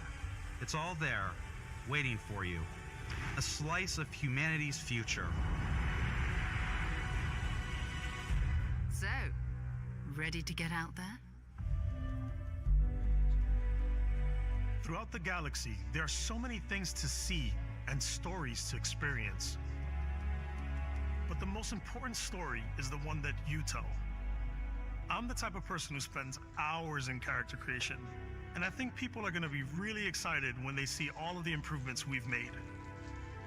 One of the biggest overhauls was done through our character generation system. We scanned a wide range of faces from different age groups and ethnicities. And by mixing and matching all that data, we were able to create highly detailed and diverse characters.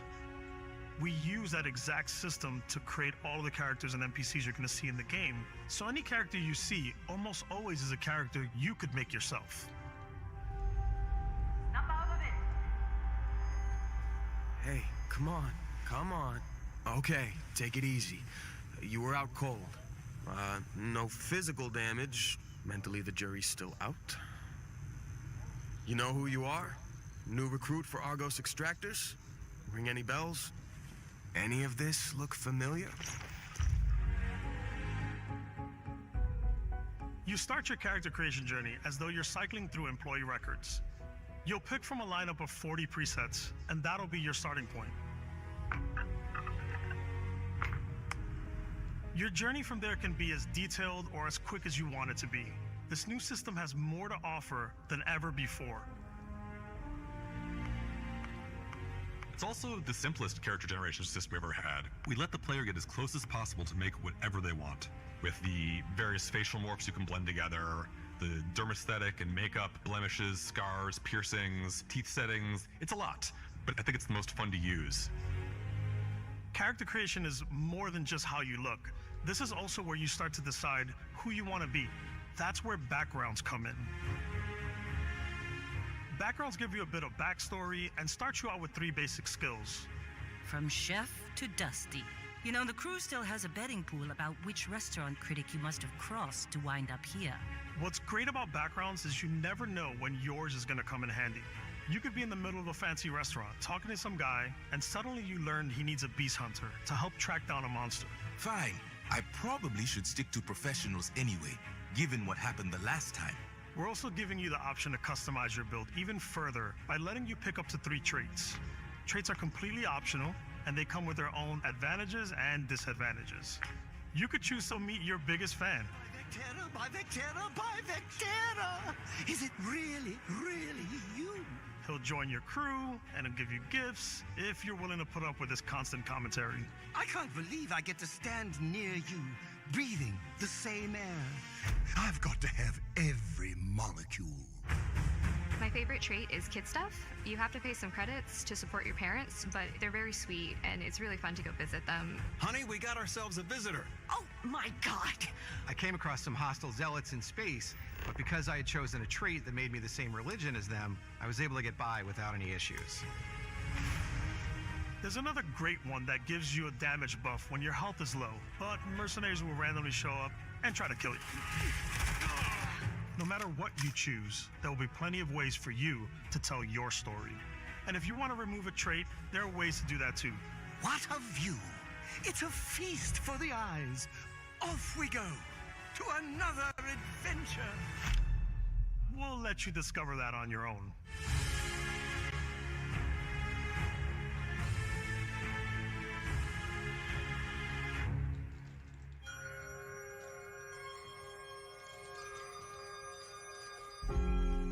Once you've built the perfect character, that's when your journey can really begin.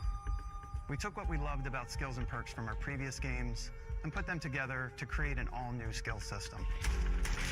Each time you level up, you get a skill point, which can be used to unlock or rank up skills. Ranks are unlocked by completing challenges associated with that skill. Challenges become increasingly difficult as you work your way to higher ranks. With our 5 different skill trees and 4 ranks per skill, there's a lot to choose from. I like the Xenosociology skill because it lets you mind control aliens. Boost pack out of the gate. I'm boost packing everywhere.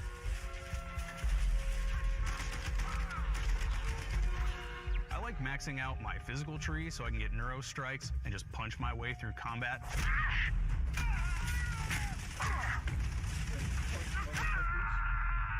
That one's a lot of fun. Invest in the skills that suit your playstyle. I'm very much a stealth player. So, I'm out there pickpocketing everyone. My favorite part about being stealthy is slowly creeping through vents like you're in a movie and then jumping out and springing on people. Whenever possible, I like to talk my way through situations. This area's off limits. Fine, I'll issue you an access card. I'm more of a run and gun player. I like doing the death from above thing where I boost pack over guys and I throw landmines at them. Take him down! Move, move, move! You're gonna pay for that! I like blowing stuff up.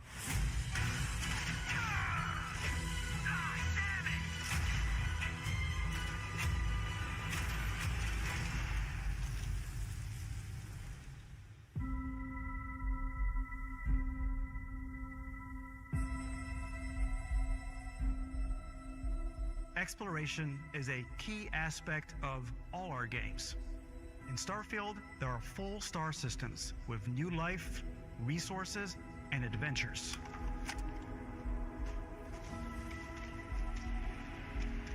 Our team worked hard to strike a balance between fun and realism. We studied data from NASA and a multitude of other sources to help us make the world feel believable. From the way we approached planetary atmospheres to the way we placed biomes based on the planet's distance from the sun. Once we had created a grounded world, we could start looking at all the things that make that world fun. When you leave a planet and head into space, you'll be navigating asteroid fields, having chance meetings with interesting strangers, dogfighting in space, and exploring derelict ships.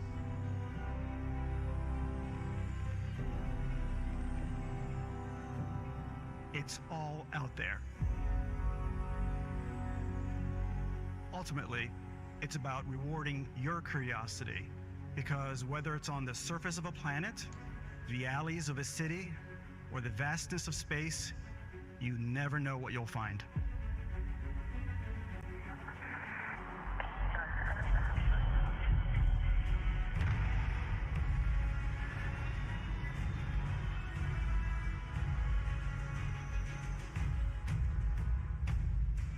Space exploration is possible thanks to your ship.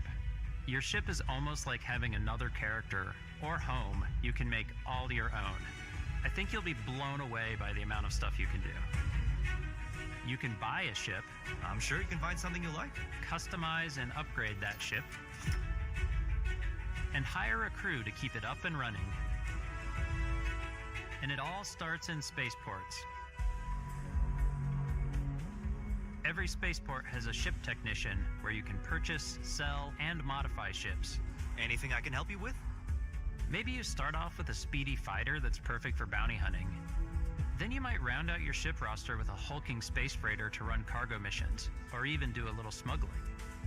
For now, though, we're going to take our starting ship, the Frontier, and make some changes. You can customize and upgrade everything you see here, and you have two ways to do that.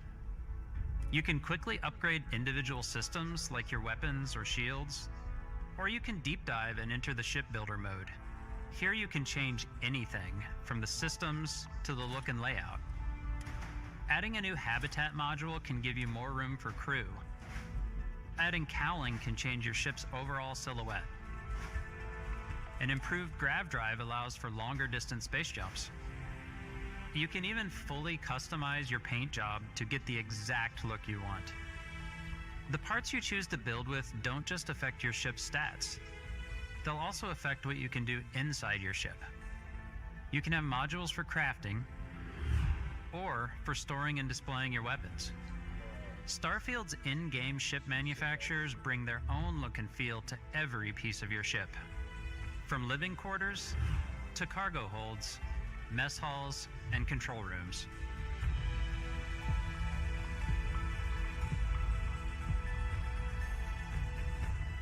Our modified Frontier is a practical ship, but with a little creativity, your ship can look like almost anything you want.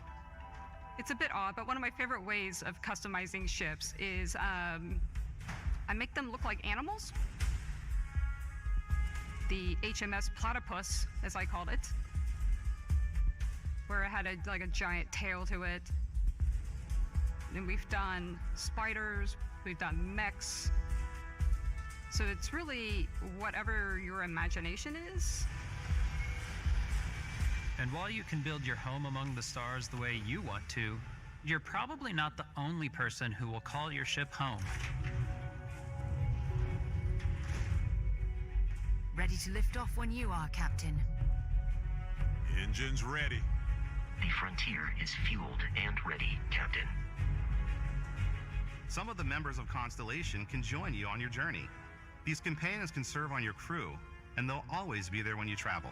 We'll be traveling together until we either find an artifact or this lead runs dry. Each companion comes with their own valuable skills for your ships and outposts, as well as unique quest lines. Eventually, some friendships might blossom into romance. I don't know that I've ever really loved anyone except you.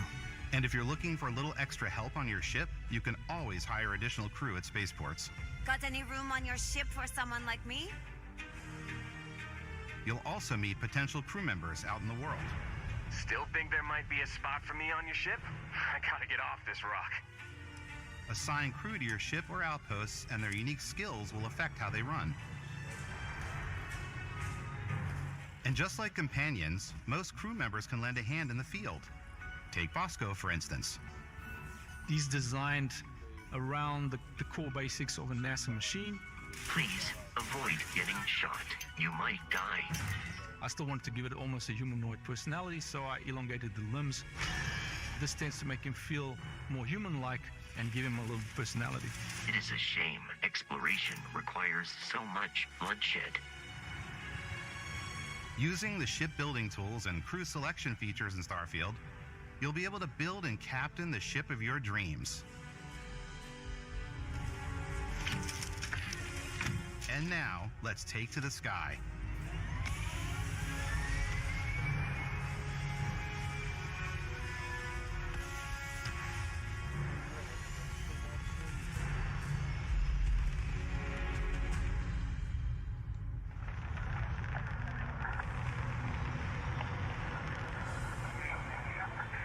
We're putting you in the cockpit of your very own spaceship and telling you that you can do pretty much anything, and that is really cool for us as developers. Spaceflight should be exciting and dangerous, and you should feel like you're in complete control every step of the way. We've extended that sense of control to ship combat. It's not about just hitting your triggers to fire your weapons.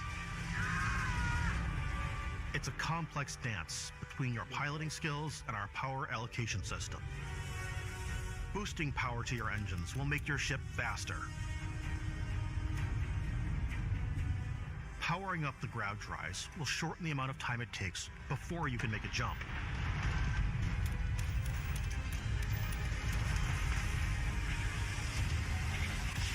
And moving your power to your weapons and shields means you're ready for a fight.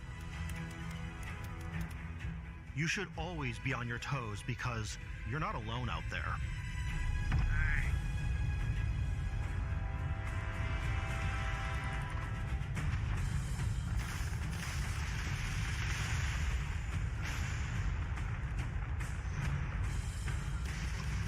Unlocking the targeting control system skill will allow you to zero in on specific subsystems of the ship you target.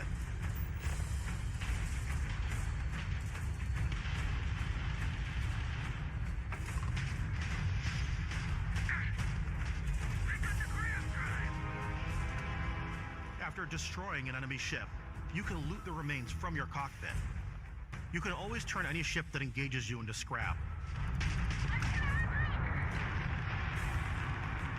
But you can also take a more personal approach by docking with the enemy vessel and boarding their ship.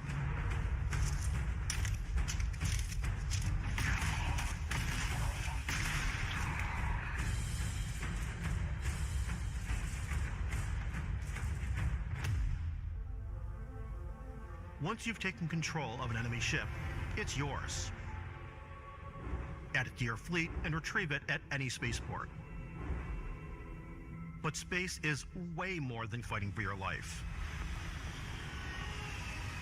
Just like when you're planetside, there are plenty of sights to see and stops to make on the way to your next adventure.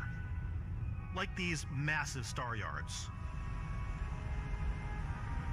Walk the halls, talk to the crew, maybe get talked into buying a whole new ship. A civilian in my star yard. Let's see about getting you a proper ship, one worthy of you. Maybe you'll dock with a gigantic battleship, like the UC Vigilance.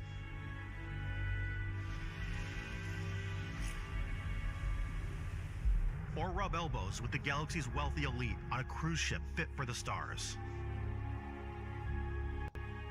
There are plenty of personal encounters to be had as well. You can hail any ship you come across to trade, swap info, or maybe even commit an act of piracy. Let's do this. When I'm playing, I generally go crazy. I definitely go like the more piracy routes.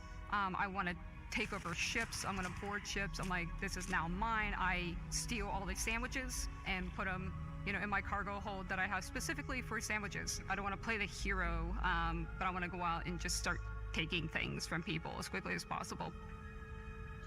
Some strangers might be looking for a little human connection in the darkness of space. Hello, stranger. I just finished cooking up some food. If you want to come on over, just pop on by. Some of the best moments are the ones you discover on your own. The thing I love most about Starfield is that it is a Bethesda game through and through. It's really about going to strange new places, meeting interesting people, and getting sidetracked on zany adventures. Then realizing 2 hours later that you're involved in a completely new story. You're human. We thought we were the only ones to leave Earth. That DNA is so present here. It's in our random encounters, it's in our handcrafted quests, and it feels so cool to play it and just make your own path in this universe. There are over 1,000 planets out there, just waiting for you to visit. We want you to feel like explorers, breaking ground on new planets, exploring every inch of a mostly untouched galaxy. We want you to feel hopeful. We want you to feel this sense of awe and wonder, and sometimes a little fear. We're giving you a massive playground and a ton of toys, and just setting you free.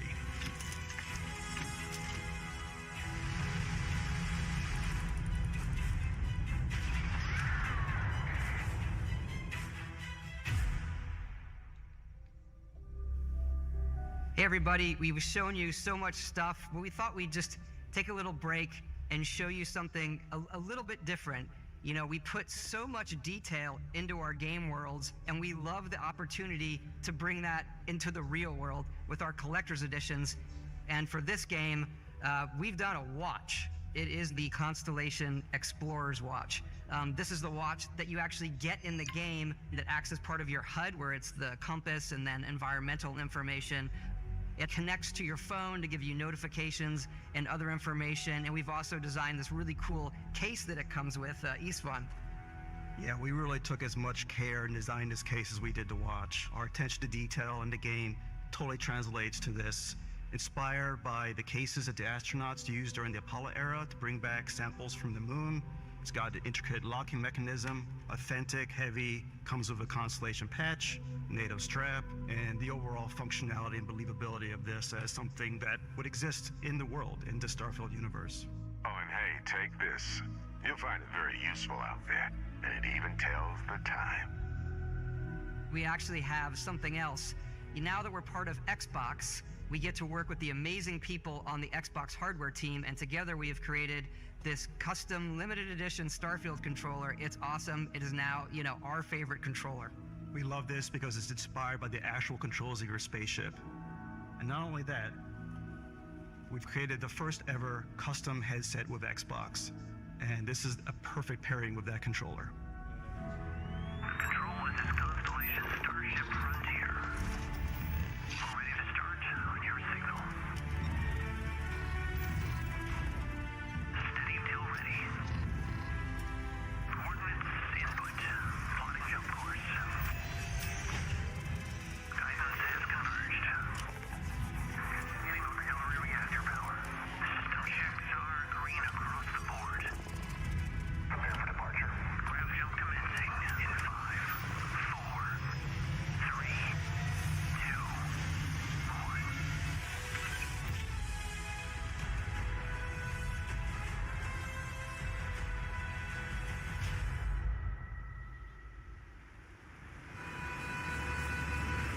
In every one of our games, we always put so much care into all those little details that breathe life into our worlds.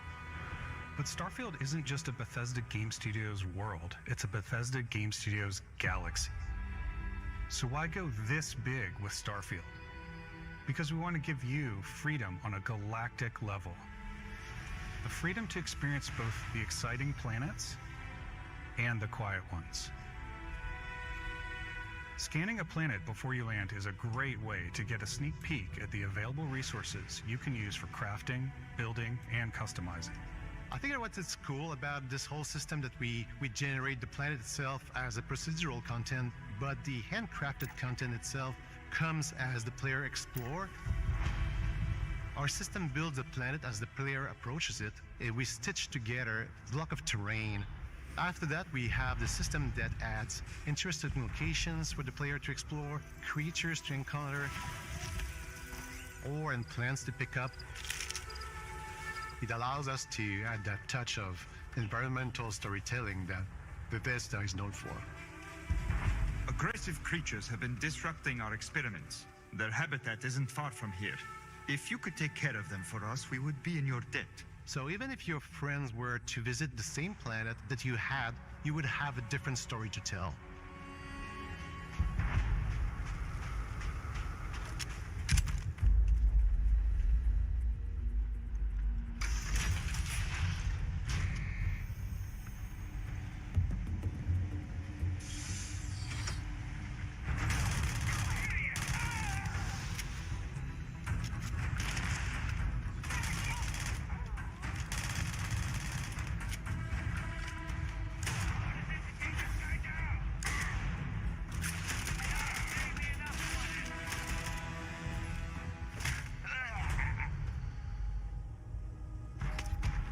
It's completely up to you how you want to interact with each planet, whether you want to explore and see what you can find, harvest resources and be on your way, or simply take in the views. With the help of your scanner, you'll chart the uncharted and discover exotic wildlife. If you have the skills. You can even figure out that certain creatures and plants, you can build an outpost and produce resources from those plants and animals. You can get experience and rewards for fully surveying planets and fully surveying a whole system. When we were concepting these creatures, we really wanted to think of them as natural to the environment. We didn't want alien monsters, we wanted native wildlife. Something you've never seen before. When it comes to our exteriors, when the sun moves, all that light is calculated in real time through the atmosphere. Our biggest goal for lighting with Starfield was to make the game feel more filmic, to use lighting and color to really make it feel more cinematic.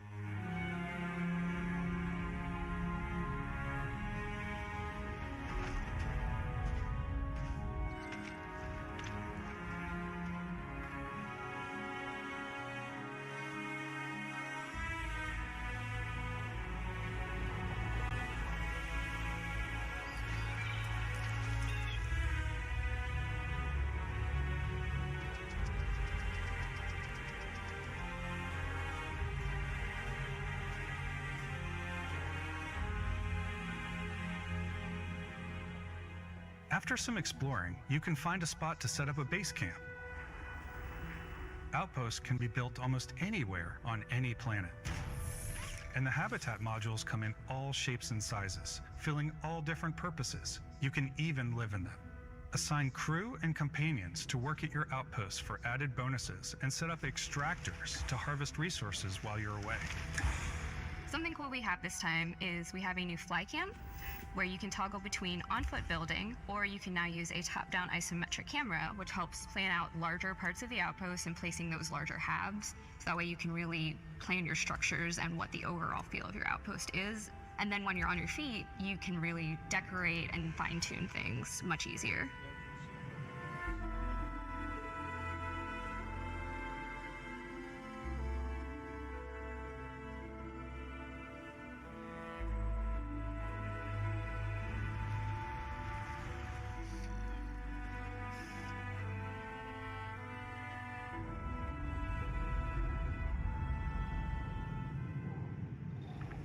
Add crafting and research stations in your outpost to utilize any resources you find or already have.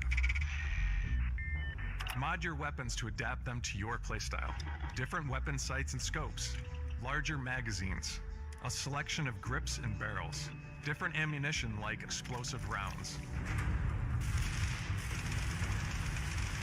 All you stealth players out there will surely need a suppressor. You can also choose to go hands-on with melee weapons. I think it's always a delicate balance between like what's realistic, what's sim, and what's Hollywood. And I think we sort of err on the side of like what's fun for the player. With Starfield, we've completely overhauled our combat. It's more dynamic, the animations are more fluid. It just feels great. We probably have more mods and more weapons in this game than I want to say any other game we've done before.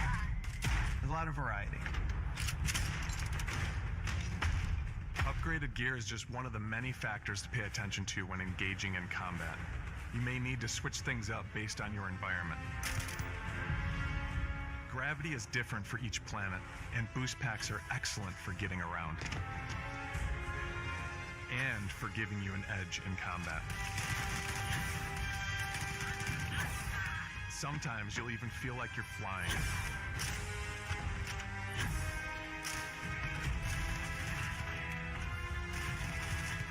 Zero-gravity environments pose a different challenge. Firing a ballistic weapon in zero-G will actually push you backwards. Energy weapons, on the other hand, offer a more stable shooting experience. We also have mag weapons. These are high-powered electromagnetic induction ballistic arrays. Each barrel has its own targeting laser and can dish out some serious damage.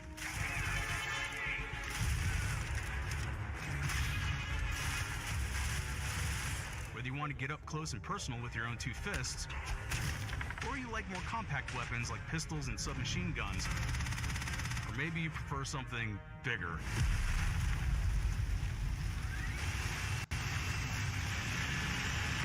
Starfield's got you covered.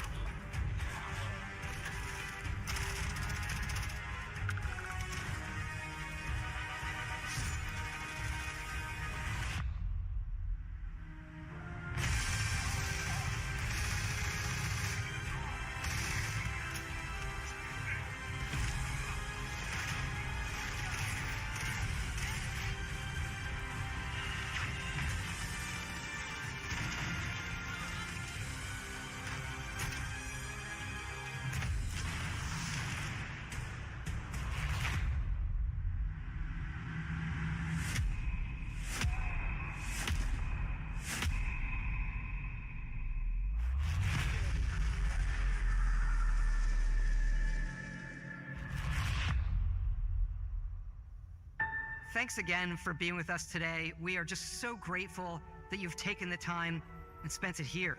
I know there was probably a lot to take in. There's a lot to the game, even more than we could show here. You know, as we play it, we're always sharing these unique and special moments that only a game like this can bring. When I think about what makes it special, it really is the people here. This game is a reflection of the incredible and passionate team that made it. All of them putting something special of themselves into it. So let's hear some of their favorite moments. I love the way that our final combination of all the new tech has come together to create some of the most beautiful sunsets and sunrises we've ever had in any of our games. I love the creatures, the exploration, every biome is different. The word that comes to mind is vast. I like to use our photo mode to take rock star photos. I just love that constant feel of discovery and, wow, I can't believe that there's more here. I'm most excited about our outpost building systems. My favorite part is every time you step out on a planet, it's a unique experience. You spend all this time building your ship, and you see it on the landing pad. These things are gigantic. It's the kind of thing that you just can't get anywhere else. There's something about seeing a tower over in the distance and going, I know the gravity's low here. I think I can make that jump. My favorite part is biomes, spaceships, Audio design, planets, The day-night cycle, Those details matter to me. diplomacy, exploration, freedom. The ending. Vasco, obviously. I love the robot so much. The incredible amount of worlds we created. Sniper rifles, come on. Lever action, rocket launcher. Brain sprout. I love, but some people might find creepy. I don't know. I know it's right, Ben. The thing that I enjoy most about the game is the freedom to be who you want to be, do what you want to do. It's what you've come to expect from a Bethesda title, but on a much bigger scale.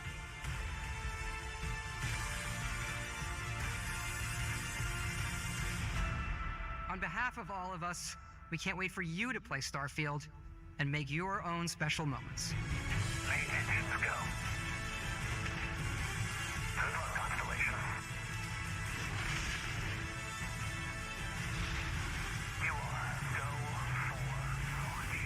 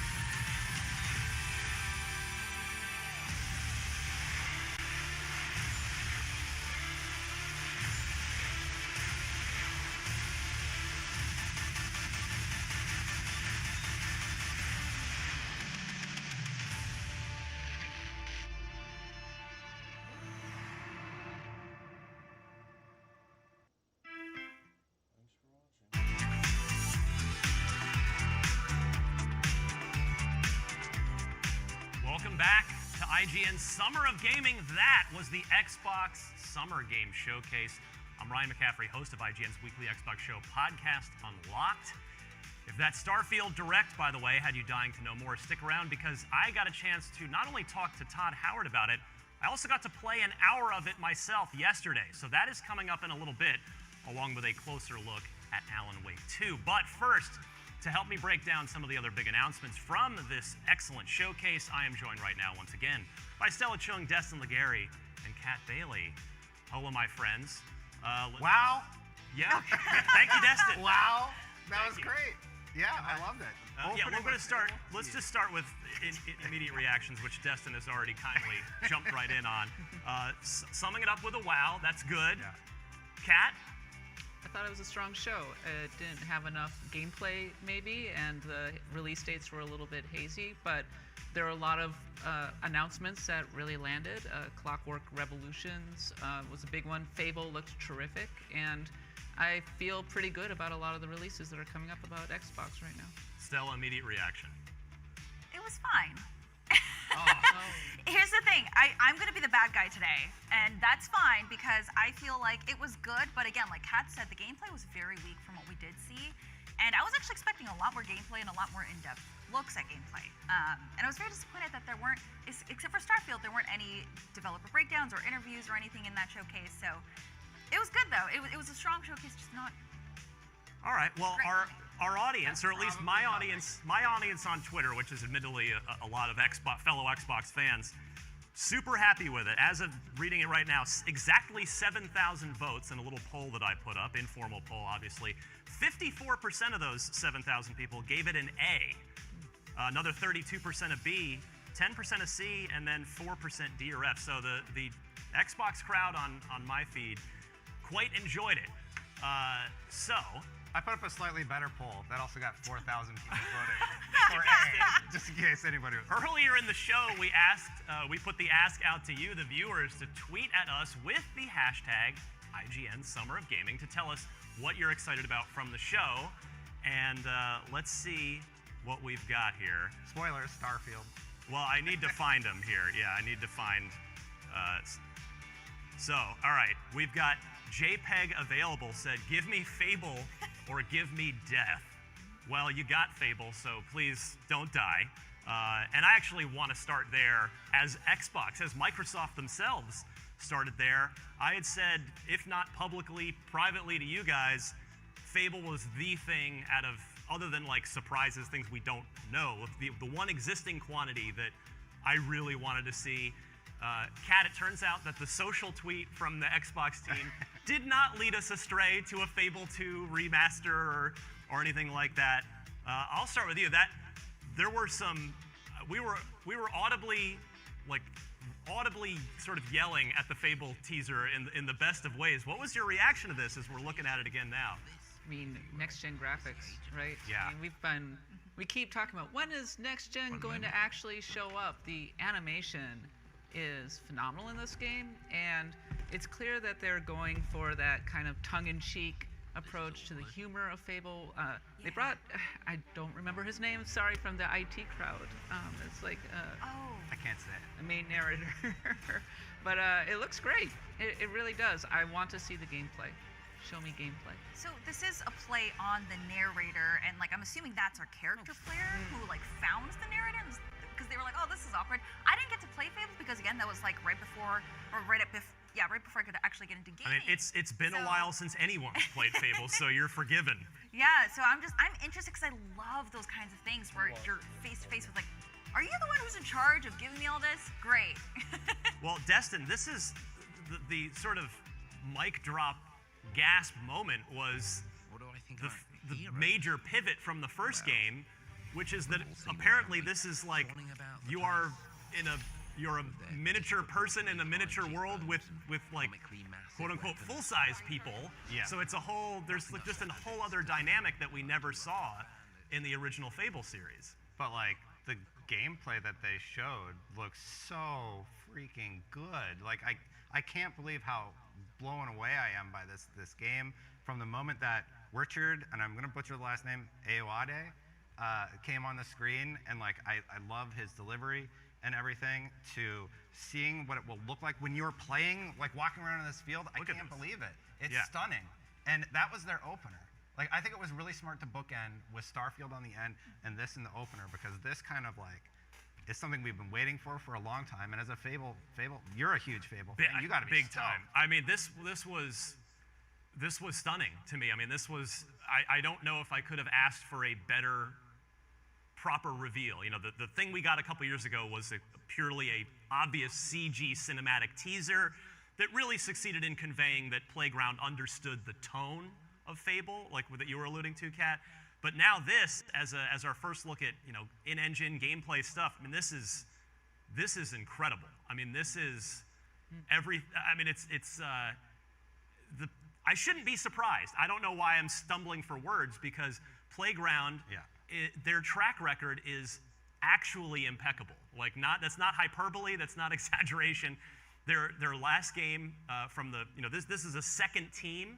There's, of course, the Forza Horizon team. This is the second team that's been built at Playground. But their last game was a 10 out of 10 video game that won IGN's Game of the Year in 2021, and it looks like they're hungry for another trophy when you look at this. Kat, you wanted to see them branch out. Yeah. It's pretty Here's my question. So the original Fable was known for pitching itself as sort of an everything game where you were growing old in this world and you were living in this fantastical world. I remember how excited people were when it came out on the original Xbox. Will this game capture that feel, the dynamic feeling of living in a fantasy world? I mean, you think about Fable 3, it had something to say. Is this just going to be a lot of humor, a lot of leaning into the fantasy aspect of it, or is it going to dig much deeper into the world?